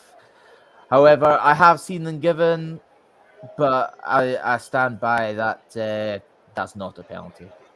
And it looks like Calvin Bassey's now gone out to his favoured left-back position with the substitutions that have been made at half-time as well. I just spotted that. Yes, that's right. I'm just looking to see what formation Rangers are now playing because it looks like Barisic might have gone further up the pitch. Barisic went off, didn't he, at half-time? So. Oh, yes, he did, didn't he? So that's why Bassey's gone to left back, and then Balogun's obviously coming where Bassey started at centre back. Which is actually a wise move by Giovanni Van Bronckhorst. I actually missed Barisic coming off at halftime, so I appreciate that. No, that's all right, man. Yeah, Bassey will look more comfortable in left back, and Barisic.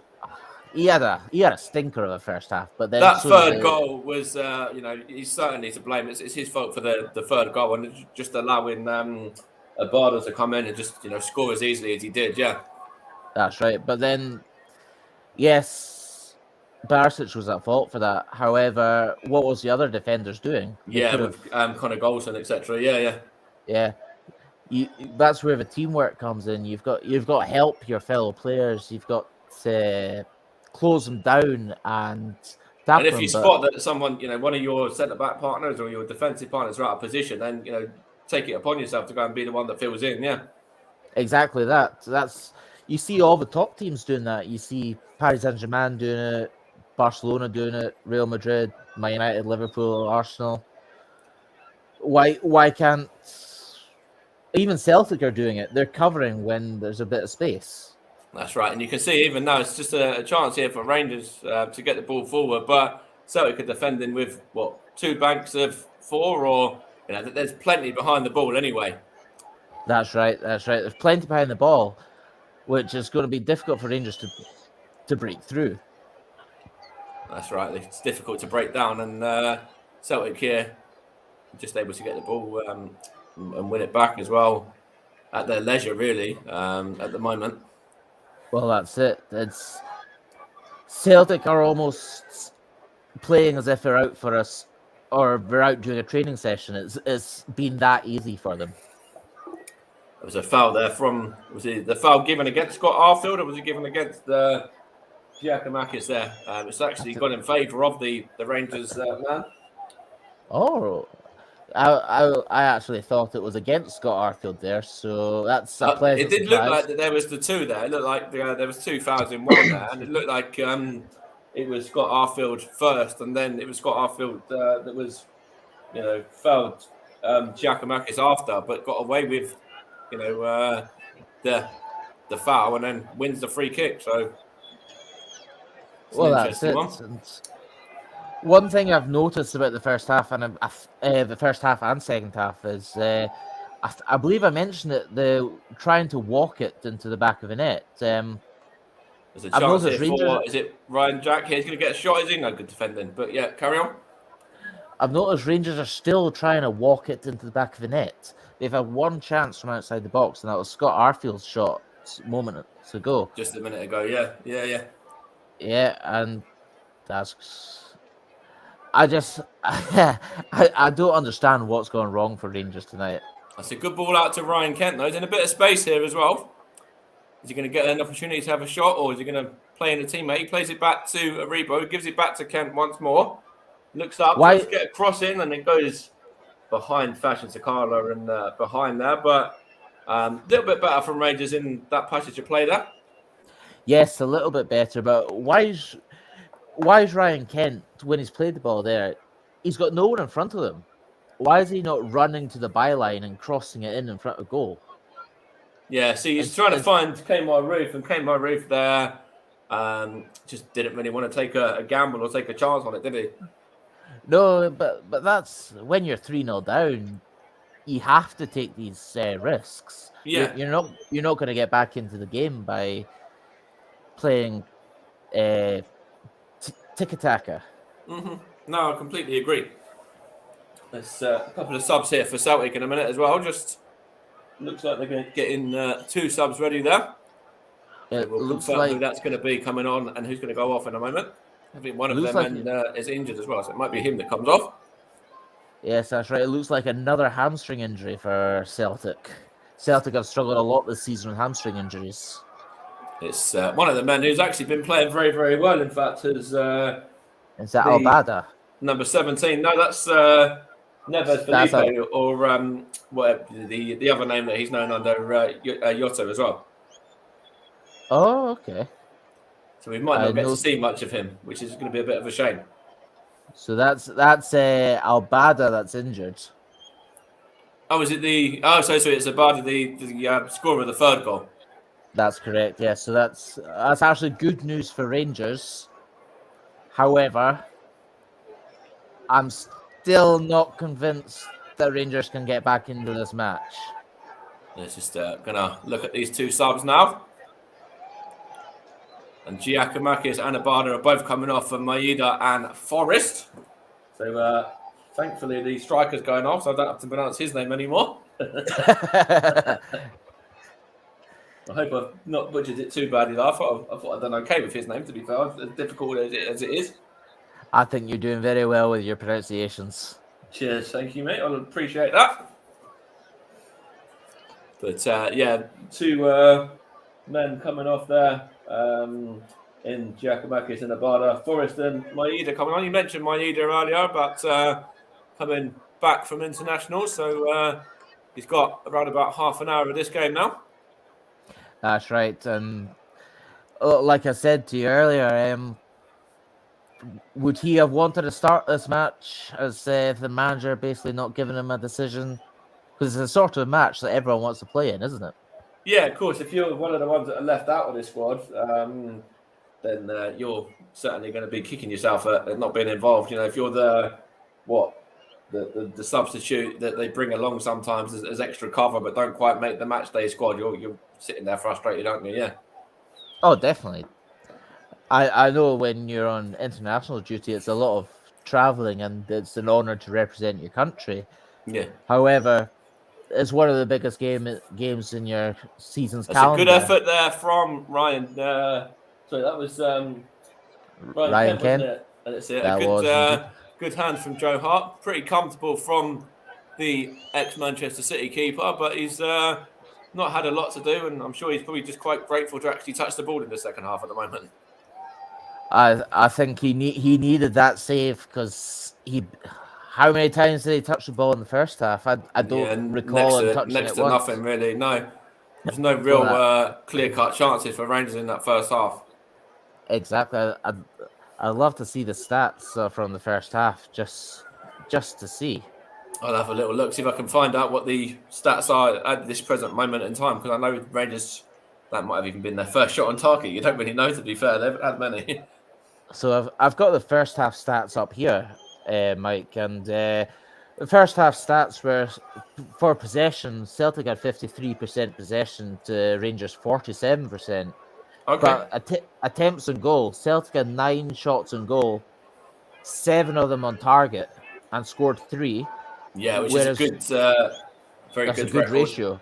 Yeah, it is. Yeah. Compared it's a chance to Rangers, here. Oh, it's a good corner, but it's just seen behind there from Tavernier, I think that was. Compared to Rangers, 2 shots and 1 on target. Yeah, see, it's a big difference, as you can kind of probably expect with the way that the game's going so far with the score on that as well. That Celtic have very much dominated this game and continuing to do so at the moment. They really have. Giovanni Van Bronckhorst just trying to get a little bit of encouragement into his troops there. He's not doing enough for my liking. Yes, I might be being a bit too critical of him at this moment in time. However, I believe I mentioned it in the first half. I personally would be on the touchline shouting and bawling at my players. He doesn't look like he's that kind of, obviously, and Postecoglou there is quite a calm and composed man. It looks like Giovanni Van Bronckhorst is very sort of, I wouldn't say composed as such, but very, he's not an animated kind of person, is he? He's not, but I think he needs to be, especially in a situation like this, because the calmer you are on the touchline, the more complacent your players will get, in my opinion. No, it's a very good point. Very fair way of looking at it. Yeah.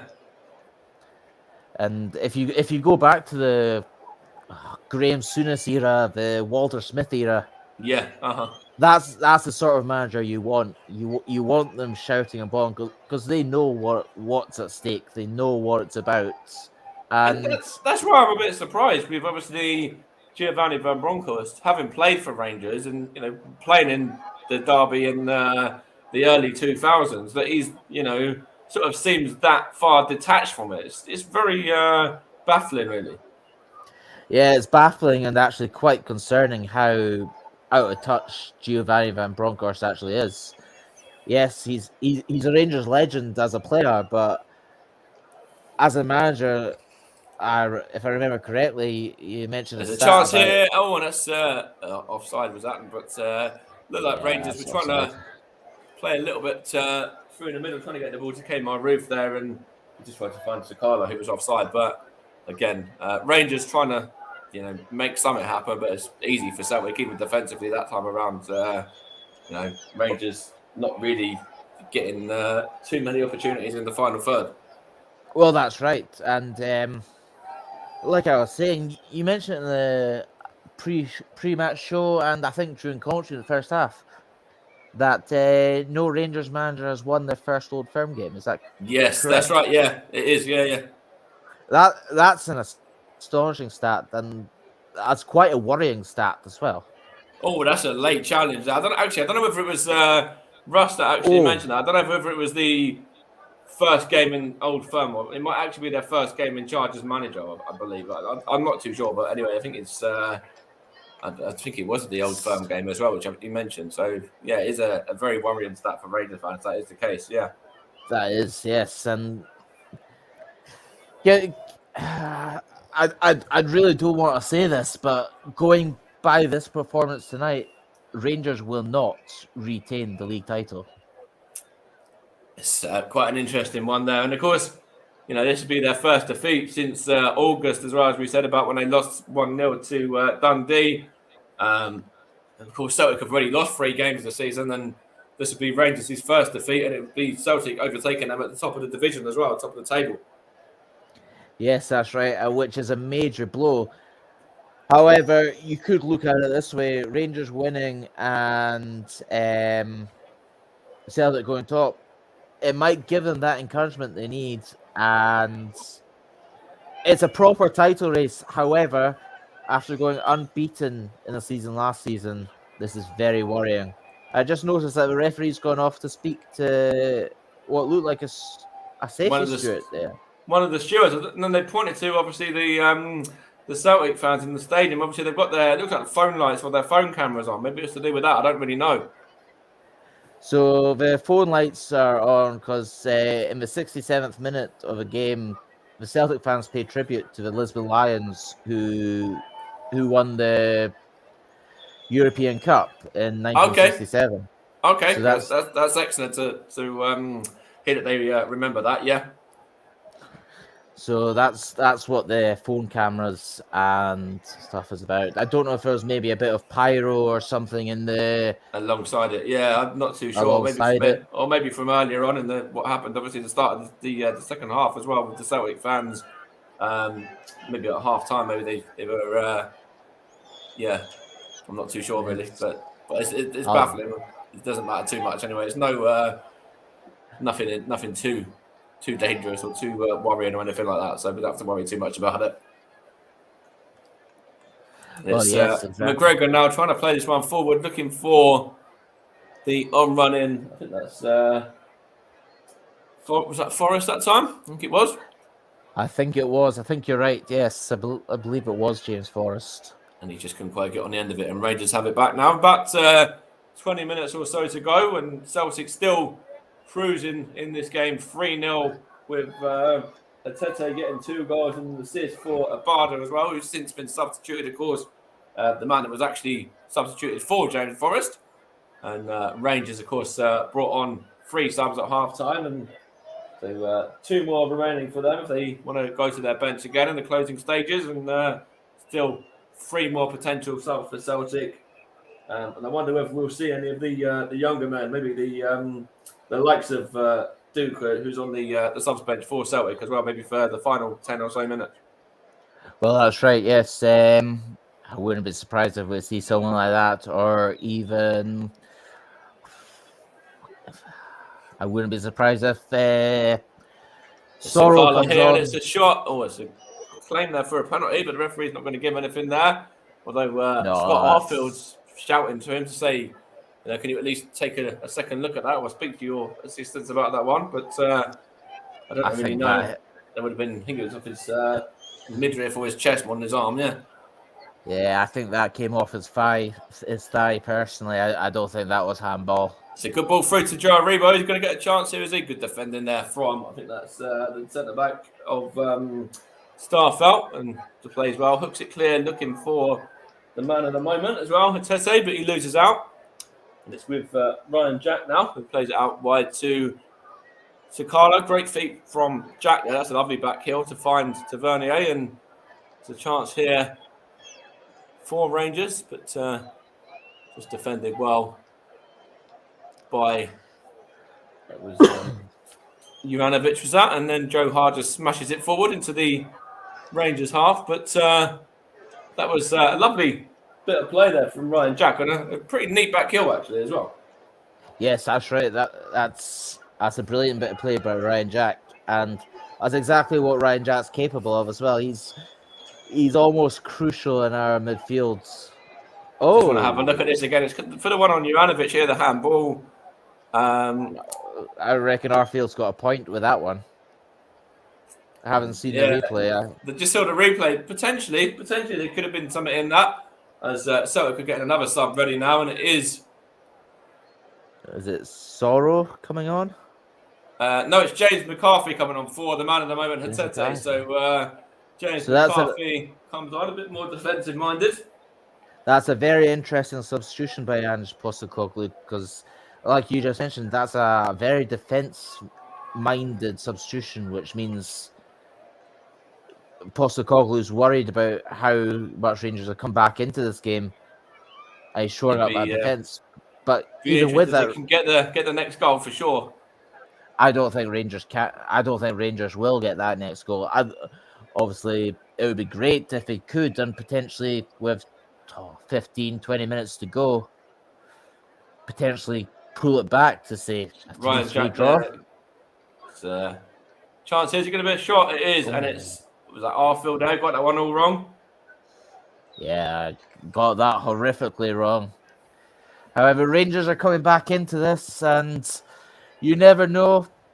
With about 15 minutes left, they could snatch a goal, and the Celtic defence could start to crumble, but I doubt it'll happen.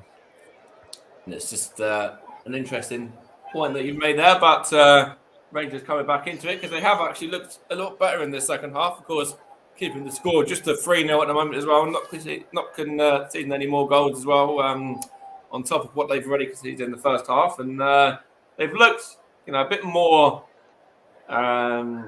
defensive mind. Well, not defensive minded, but better defensively and actually attacking better in the second half as well. I should say. Sorry. Yes, that's right. Rangers have been so much better this second half, and which makes me wonder, why is it taking like 70 minutes or 60, 70 minutes till, Yeah, it should have started like this, and maybe we wouldn't be 3-0 down, but that's football, isn't it? It's so unpredictable. And I suppose once you've got somebody like Hatete who Celtic have got, and he's on form, and this is only, I think, his fourth start for Celtic as well today, and he's already got himself 2 goals and an assist today there, and he's looked very, very bright. So the fact he's come off, I'm sure, will play a part in this final 15 minutes now, and it might even give Rangers a bit of confidence if they do get the next goal, knowing that the star man for Celtic on the night is no longer going to play a part in this game now. Well, that's right, and we all know that Joe Hart's prone to the odd howler or two. Yeah, absolutely. Yeah, in his days in England, and even when he played for England as well in the internationals, he has done. Yeah, that's it. And Rangers really need to capitalise on that and really start pushing that Celtic defensive back line.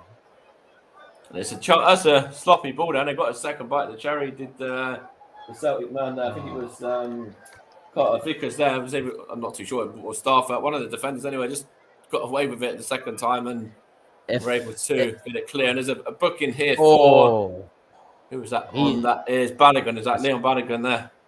He's lucky not to see red for that challenge. That's a very late one. Is that on James Forrest? Was that? Let's see.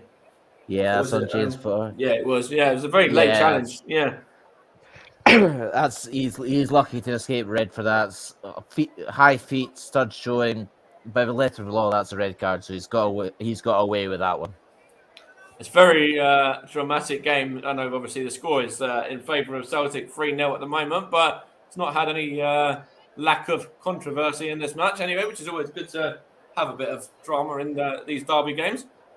Exactly. Oh well. It's not just the derby days in Scotland that have the drama and the controversial decisions. I'm just waiting for the 3 magic words of penalty to Rangers.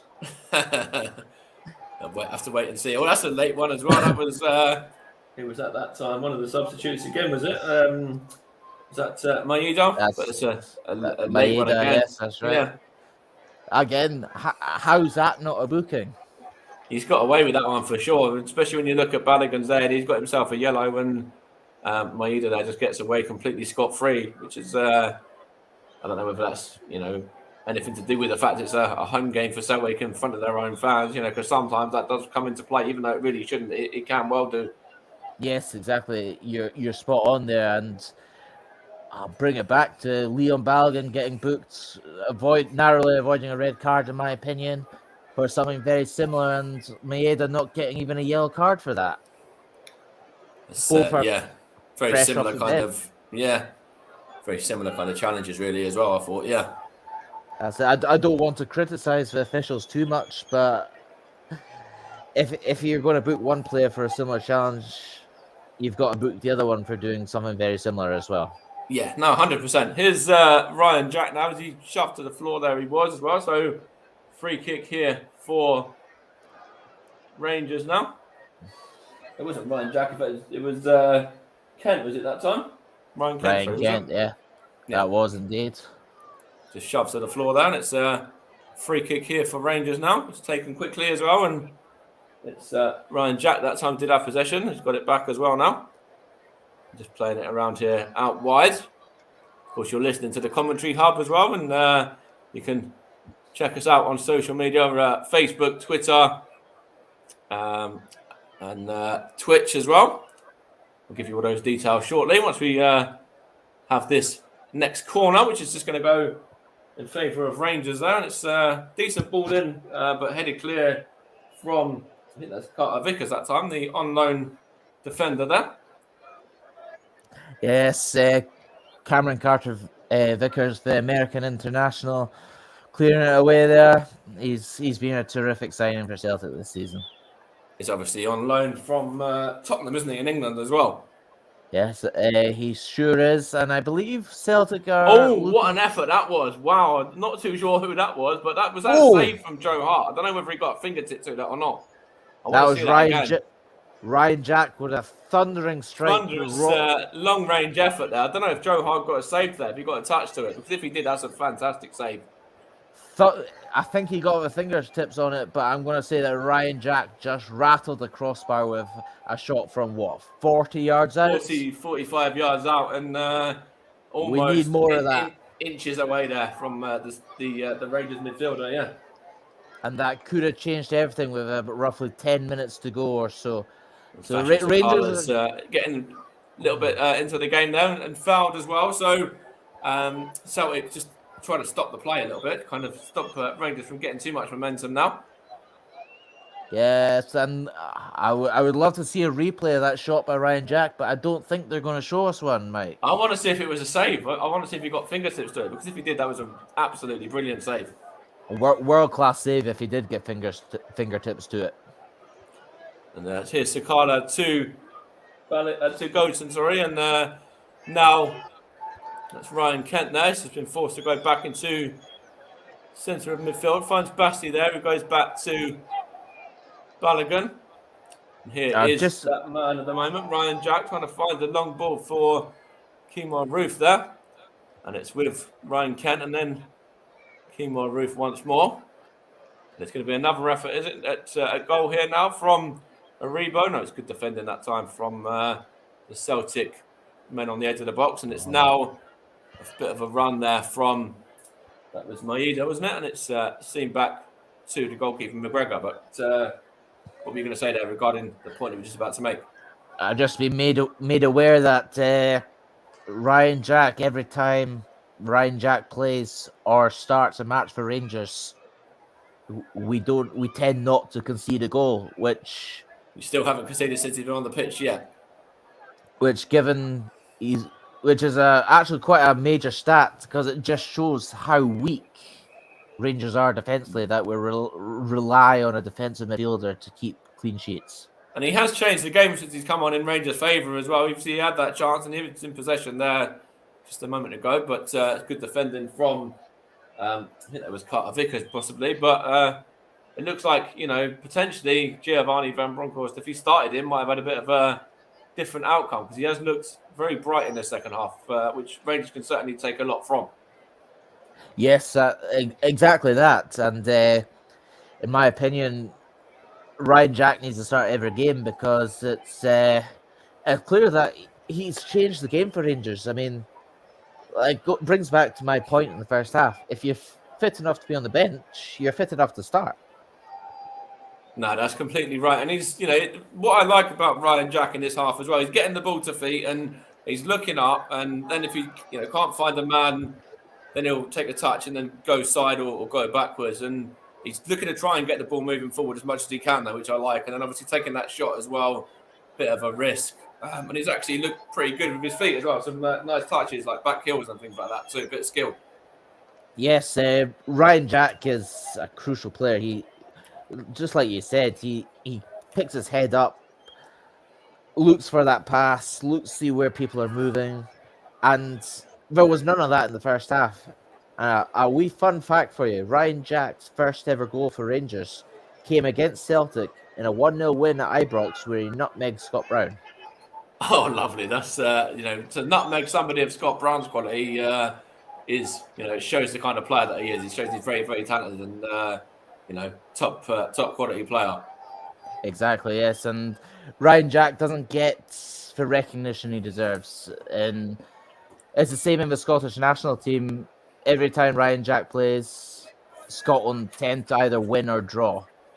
Without him in that team, Scotland are very, very poor. He's only relatively young as well. In fact, he's only 29 years old, so still got Exactly. to be quite a while in him yet. And they're going to show this effort now. I think he has got a glove for that as well. Let's see. No, he's no touch on that. That's just rattled the crossbar. That's just smashed the bar. It did look like he got a glove on it, or potentially got a glove on it, but inches away there, Ryan Jack, a few minutes ago, from making that 3-1 and giving Celtic something to think about in terms of an opportunity for Rangers maybe to get back into this game as well. That shot deserved a goal. It really did. It was an absolutely different class effort. Yeah. That's something Lionel Messi and Cristiano Ronaldo. There's a chance here for the number 17, Neves Felipe or Jota there. It's good defending from Goldson. Coming up to 6 minutes remaining, and Celtic are probably going to see this one through relatively comfortably. But what I was saying before, it looks like for player of the match. I'll come to you in that in a moment, but we're probably more than likely going to agree on who's going to get it today, I think. I actually think I've got a man of the match for the first half and second half. Okay, it's nice to have that. Okay. Yeah, so, I'll come to you. We've got this corner, so just see what happens from this corner, and I'll come to you after this. I think once we find out what happens here. It's going to be whipped in, is it, or it's going to be played short? Let's have a look here. It's got a good ball in, and it's good defending there from. There's an opportunity there for McGregor, and now who's that there? Is that Felipe? I'm not too sure, but anyway, it's with the substitute. Is that Forrest? And he's fouled Basti there, is he? And a bit of melee there, and a free kick to Celtic anyway. I think there was the two Nigerians, Aribo and Basti, was it there? That is the two Nigerians. You're spot on with that, and I don't know what James Forrest is complaining about. He's barely even touched, where he's claiming he got injured. No, he's up to his feet and absolutely fine to carry on. Yeah, he's trying to do a bit of time wasting, the classic pull a hamstring or fake pull a hamstring. There's a chance here for O'Reilly to whip this one in, the former MK Dons man, of course, and it's taken a touch over the top there from McGregor to push that one over the top for a corner. That's a big save by Alan McGregor. That looked like it was looping in at the far. It was dipping. No, it was certainly dipping, yeah. It was a very good save. And again, we can come to Alan McGregor for how he played in this game. He's looked very, lively with some of the stops that he's made. He made sort of 4 in the first half. I think he's made 1 or 2 in this second as well. Yeah, well, I think I referred to it in the first half. McGregor is a big game player. He's kept Rangers in so many matches and saved them so many times that Taylor's going to make way. I think Celtic are actually going to get 4 subs ready here for the final 4 minutes. I think they're going to use all the rest of their subs anyway now, by the looks of it, I think. So if my maths are right, that's another 2 substitutes they're allowed. Let's have a look. I know they're bringing on. Well, Taylor's coming off anyway. I don't know if was that because there might be some of the players that have come off earlier on in the game. I don't know. They were sitting behind him, maybe. Yeah, but it's or are they making another sub there as well? Anyway, 2 player of the matches. First half and second half. Let's go first half first then. So first half will have to be the goal scorer of the 2 goals, Rio Hatate. Yeah, you got the assist obviously as well. Yeah. Yeah, and for the second half, it's got to be Ryan Jack. But overall, Hatate gets my man of the match for the full game. Yeah, that's very, very fair. And unbiased as well, which is nice. Yes, yeah, I've got to try my best. Even though it pains me to say it, I've got to try my best. Yeah, you've done very, very well. Here's the other substitution as well, which O'Reilly's coming off there and Sorrow's coming on.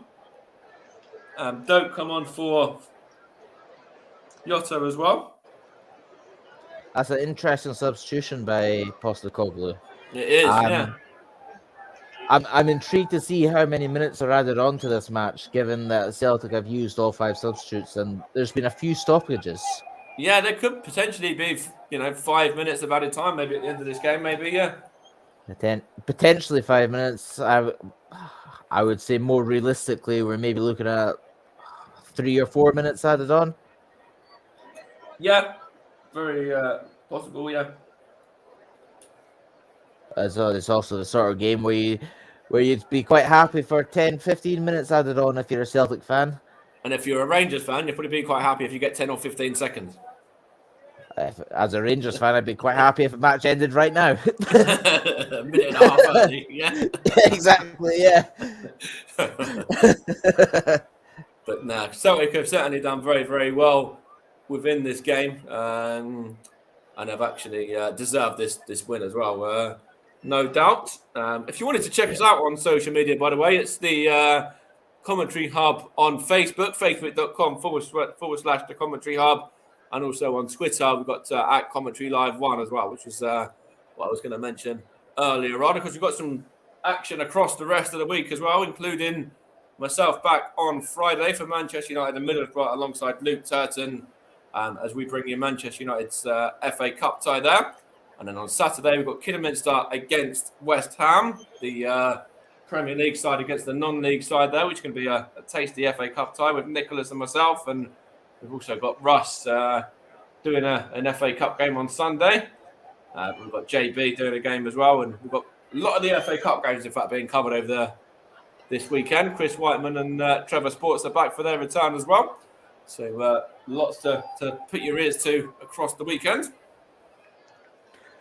Yeah, it looks like it's going to be a great weekend of football in the Commentary Hub with all the FA Cup games, and hopefully there's a fair few goals in an action-packed game like this evening's.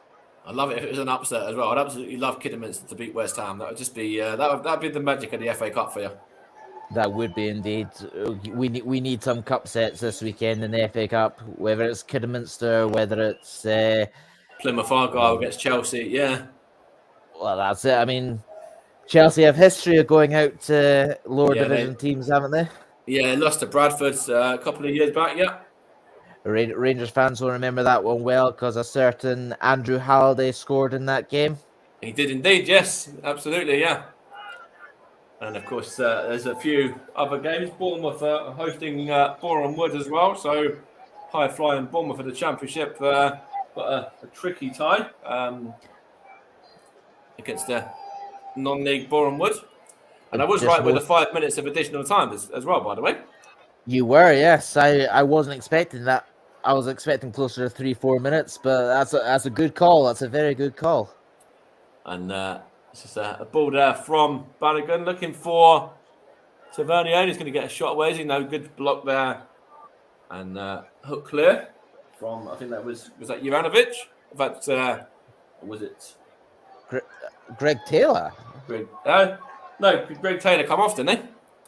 No, he's still on the pitch there. He's struggling, but he's still on the pitch. I thought they subbed him. Well, they were going to sub him, so maybe they changed that sub. Yeah, maybe the injury's not as bad as first thought, but he's definitely struggling. Yeah, it looks like he is. Maybe they're just going to give it the final few minutes and see what happens there. Scott Arfield just muscled off the ball there. Yeah, Scott Arfield there made the wrong choice. He should have played the ball into Fashion Sakala and given the opportunity to play it across goal and hope that Roof can get a wee toe to it. And of course, just having a look here at what's coming up for these two sides. Rangers and Celtic both play Sunday. Celtic in the early game at 1:30 against Motherwell. Rangers against Hearts at 4. It's going to be, of course, a big test now to see what Giovanni Van Bronckhorst can, get out of his side on Sunday after this defeat, and whether Celtic can continue their form from this game into their next one as well against, obviously, Motherwell. Yeah, Sunday's going to be a very tough match for Rangers. Hearts are flying high. They've got Andrew Halliday, Barry Mackay, who is famous for that wonder goal in the Scottish Cup semi-final back in 2016 against Celtic. And of course, I'm sure you'll probably see the debut of Aaron Ramsey in that one, which I'm sure will be, nice for a bit of media attention. Yes, definitely. It might take the focus off this defeat ever so slightly, but Giovanni Van Bronckhorst has a lot of work to do. And of course, you mentioned earlier on about Alfredo Morelos as well, who is away with his national side. Yanis Hadji as well. When's he expected back? So Yanis Hadji is out for the rest of the season after having knee surgery. So that's another big miss then. Obviously, another really, really good player. And it's a massive miss there for Rangers. And, missed him today as well in this game. Yeah, we've really missed Yanis Hadji and Alfredo Morelos today. There's a chance there, and it's over the top from Goldson. It doesn't even look like Rangers are going to get themselves a consolation at the moment. It's a good ball in, and Goldson was up from the back, but just headed away and sort of wide of the goal there. It was Ryan Kent's ball in originally towards the defender up from the back, and in fact, it was just over the top of the bar rather than wide. Rangers have been dreadful tonight, and Celtic 100% deserved their victory, and credit where credit's due. They've played us off the park, and I mentioned it moments ago, Giovanni Van Bronckhorst has a lot of work to do on that training ground tomorrow morning. And that's right. I think he'll be in first thing as well. Be no days off for the Rangers team after this. I don't know about Celtic, whether they'll get maybe a bit of recovery time tomorrow on the back of this performance, because they have looked very, very strong. And they've done all the hard work in the first half, and then second half kind of said to Rangers, we'll see what you can do, and we'll be able to stand up to it. And that's what they've done. They've stood up to it pretty comfortably, really, in the second half of Celtic. Yes, Celtic started off the match thunderous, like a bull out of a cage, and they've capitalised on that. And I don't think any Rangers fan can complain about how dreadful we have been this evening. No, and that's the full-time whistle there as well. The two managers have just shaken hands with each other, and Celtic go to the top of the SPL, overtaking their Glasgow rivals Rangers as well, with a fantastic 3-0 victory on home soil in front of their fans as well. Rio Hatete with a brace, also Abada grabbing the third as well. Rangers very lacklustre, Celtic very, very good, and deservedly top of the league after this performance. Now, what can Giovanni Van Bronckhorst do in their next game at the weekend? How are they going to bounce back? Will we see Aaron Ramsey at the weekend as well? But tonight, Aaron Ramsey, no doubt, is going to be looking on at this one, thinking, has he made the right decision? Rod Stewart certainly made the right decision going along to this one, because you can see him there punching the air and, smiling ear to ear, as any Celtic fan, I'm sure, in that stadium is right now, and, listening in around the world as well. So they're the side that go to the top of the league, and it's them who put in a really strong performance, and Rangers, well, just weren't ready at the races this evening. Yeah. Thank you. Thank you very much there, Mike. And to Matthew, we'll be back with Matthew in a few moments' time for the thoughts on the game overall as we watched Celtic beat Rangers comfortably this evening. We'll be taking just a quick break, but when we return, we'll mention some of the other scores that's happened tonight and get the thoughts of Matthew McCallum on what has been a sorry day and a dismal day at the office for Rangers, but we're back in just a couple of minutes.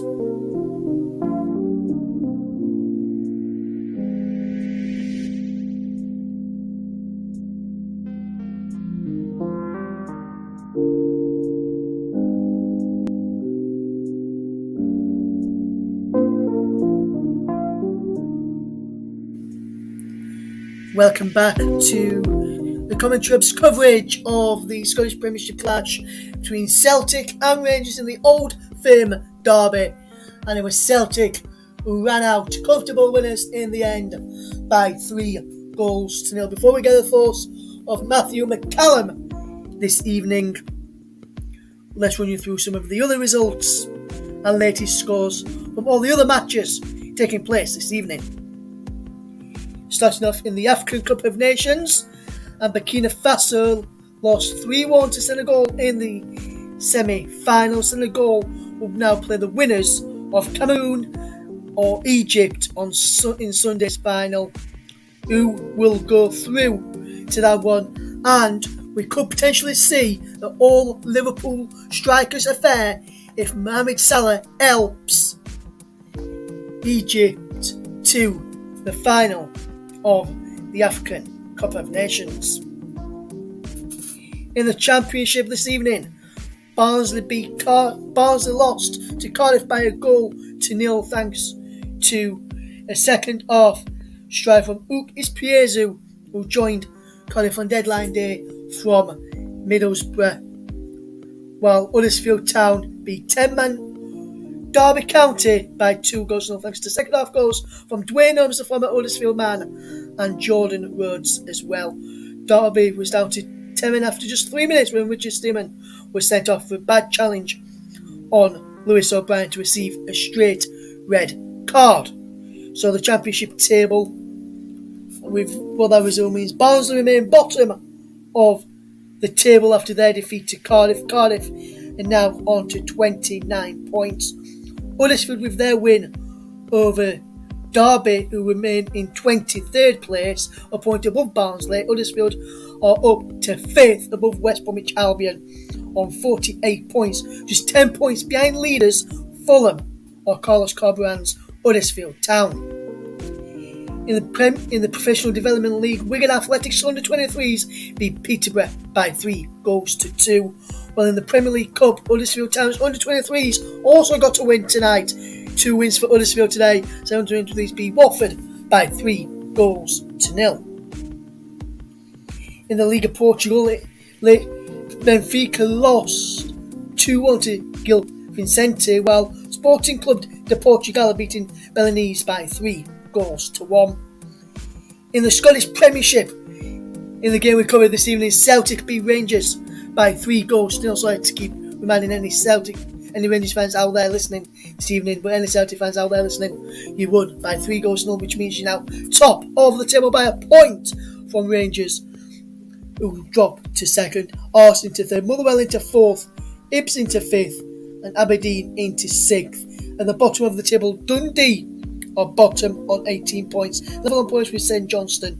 Ross County in 10th on 23. St Mirren is in 9th on 26. Livingston are in 8th on 26, while Dundee United are in 7th on 29 points. Aberdeen have also got 29 points.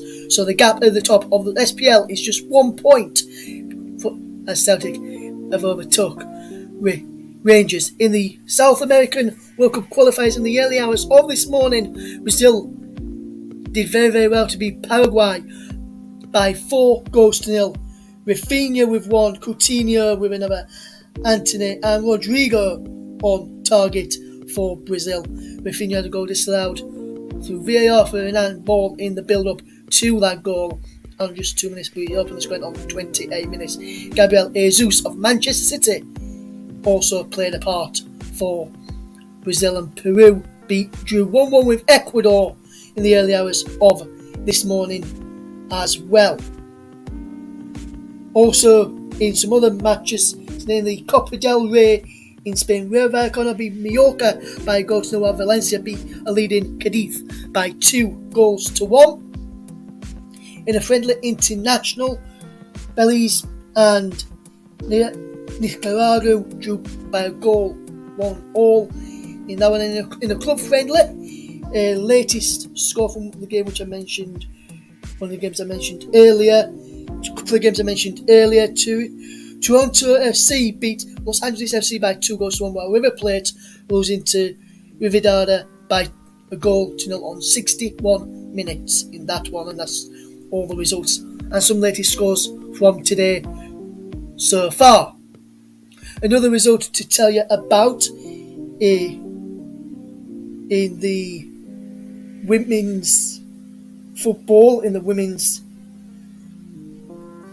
league, and Leeds United women have come from 2-0 down at half-time away to Barnsley to win by 3-2. So there's a comprehensive roundup of the results tonight. And what a result for Leeds. Bridie Annan, the captain of Leeds United women, I believe she is, scored a free kick in the 86th minute to win it for Leeds United away at Barnsley this evening. Now let's go back to our main focus then, and the Scottish Premiership and the game which we covered this evening, and we'll go to that in a second.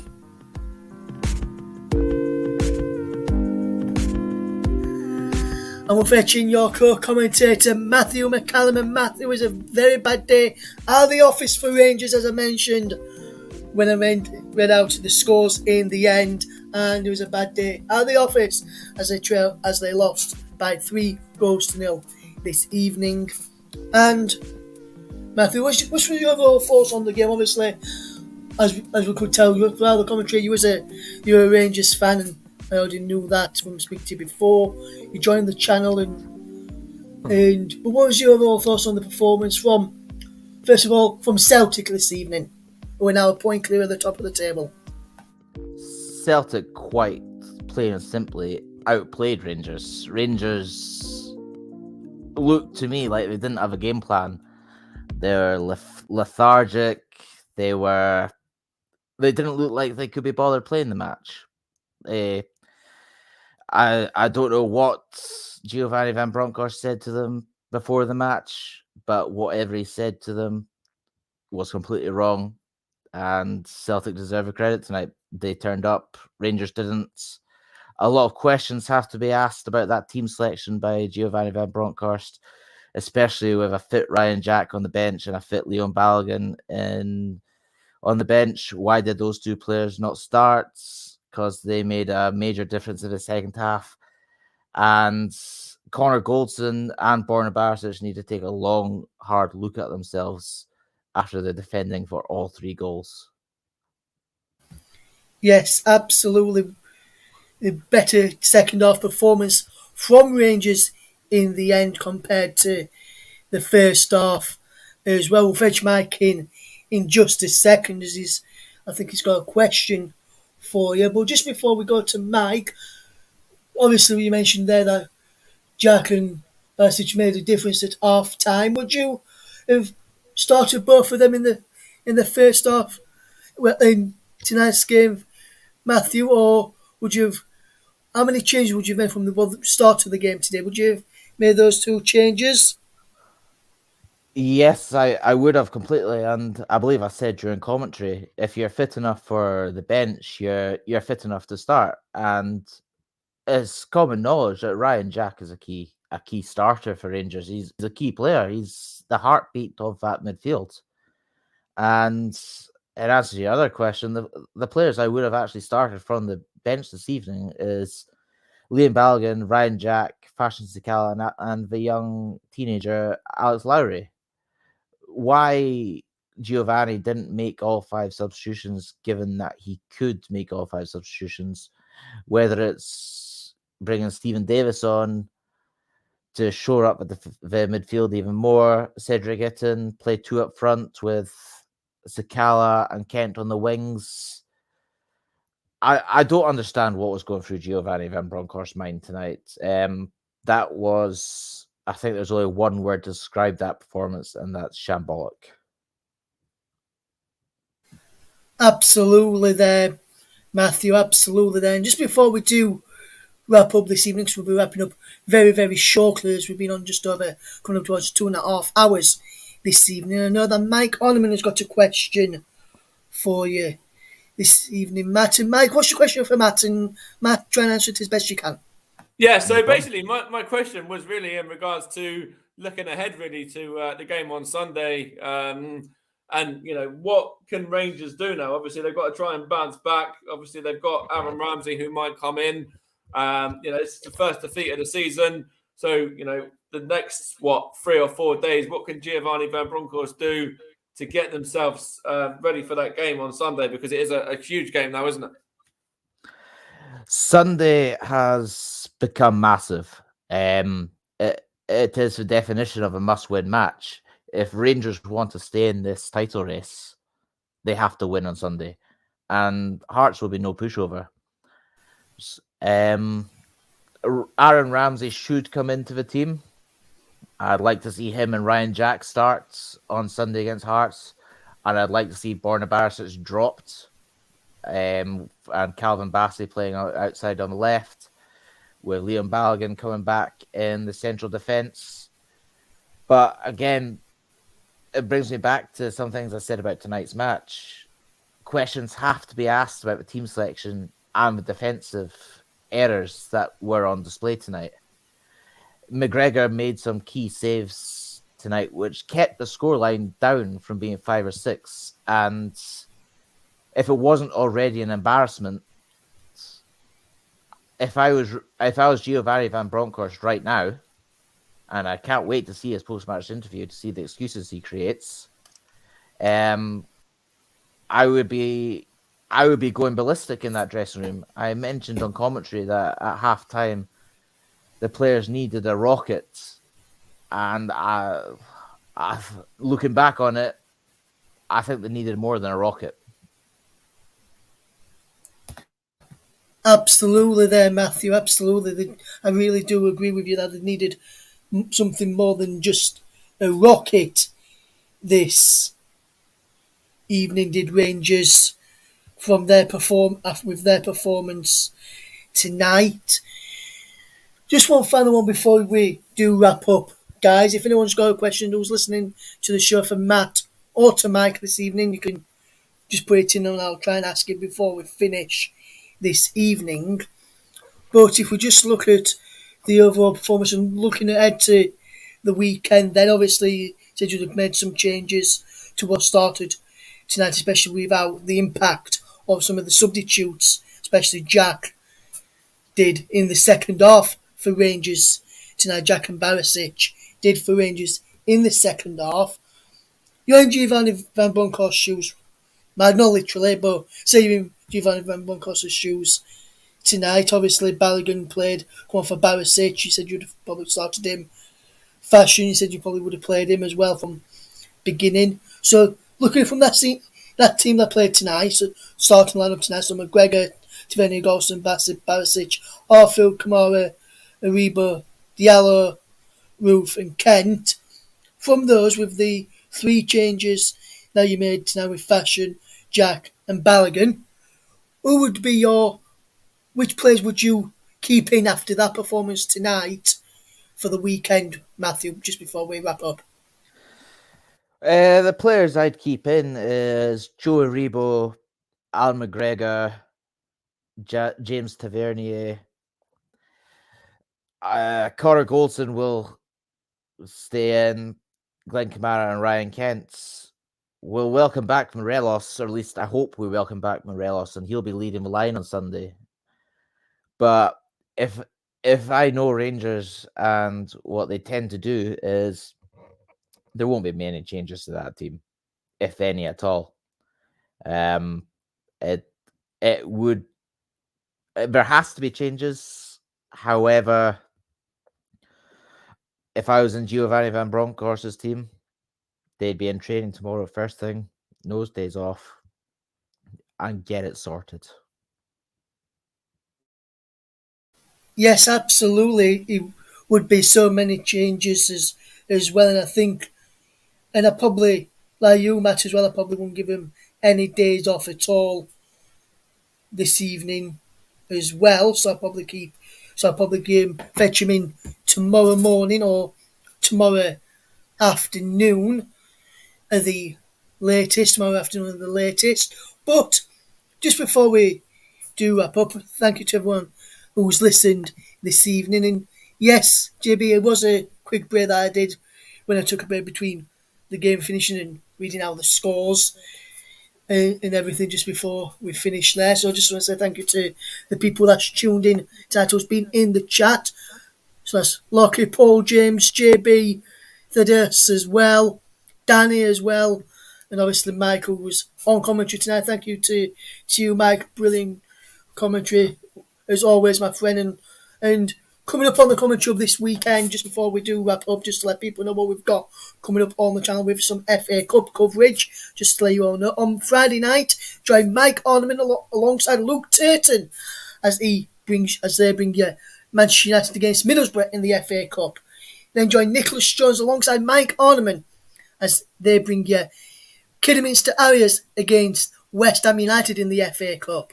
On Saturday evening at 8 o'clock, join myself in the presenter's chair once again as I present as we bring you Tottenham against Brighton with John Stuttard and Luke Turton on your commentary team. And then join me on Sunday, lunchtime at 12 o'clock as Liverpool entertain Cardiff, a Cardiff side who have won tonight by a 0-0 against Barnes. Liverpool not in action this past week also due to the international break for South American sides to catch up with some of the World Cup qualifying campaigns. Then we'll have the return of Trevor Sports and Chris Wyman, our brilliant commentary duo from the third round game that they did in the last round match on the channel for us. They are back in action again on Sunday when they will bring you brilliant coverage of Nottingham Forest's game against Leicester in the last round. Trevor and Chris brought you brilliant coverage of Manchester United and Aston Villa.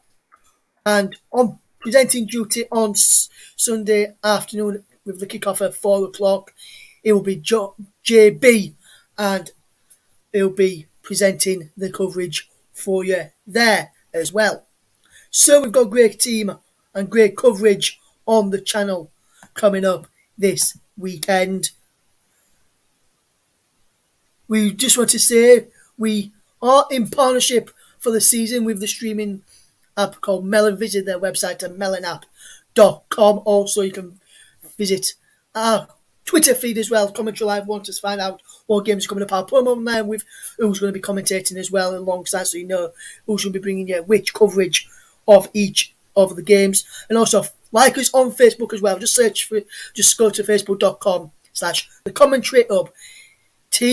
Capital THE commentary, capital COMMENTARY,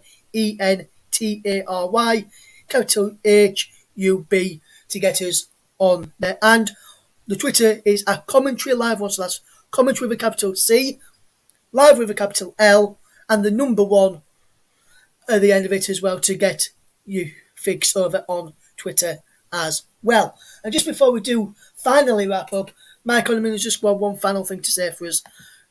And Mike, what's that for us, my friend? It was actually Matt. Matt just wanted to make something. He's got a point he wanted to make. He wanted to say something. It wasn't me, but it's Matt. I wanted to just mention something. Yes, sorry about that, Mike. I thought it was you there, but Matt, over to you, my friend. What have you got? What do you want to tell us about Matt? Yes, I basically just wanted to thank all the listeners and thank you to the Commentary Hub itself and to Tom, Lockie, JB, Tom, and Mike for tuning in and watching the stream. I hope we did it justice. And Tom, you're in America, so I hope the American fans and viewers are happy with the level of commentary that I gave you all. And we look forward to welcome you onto a stream in the near future.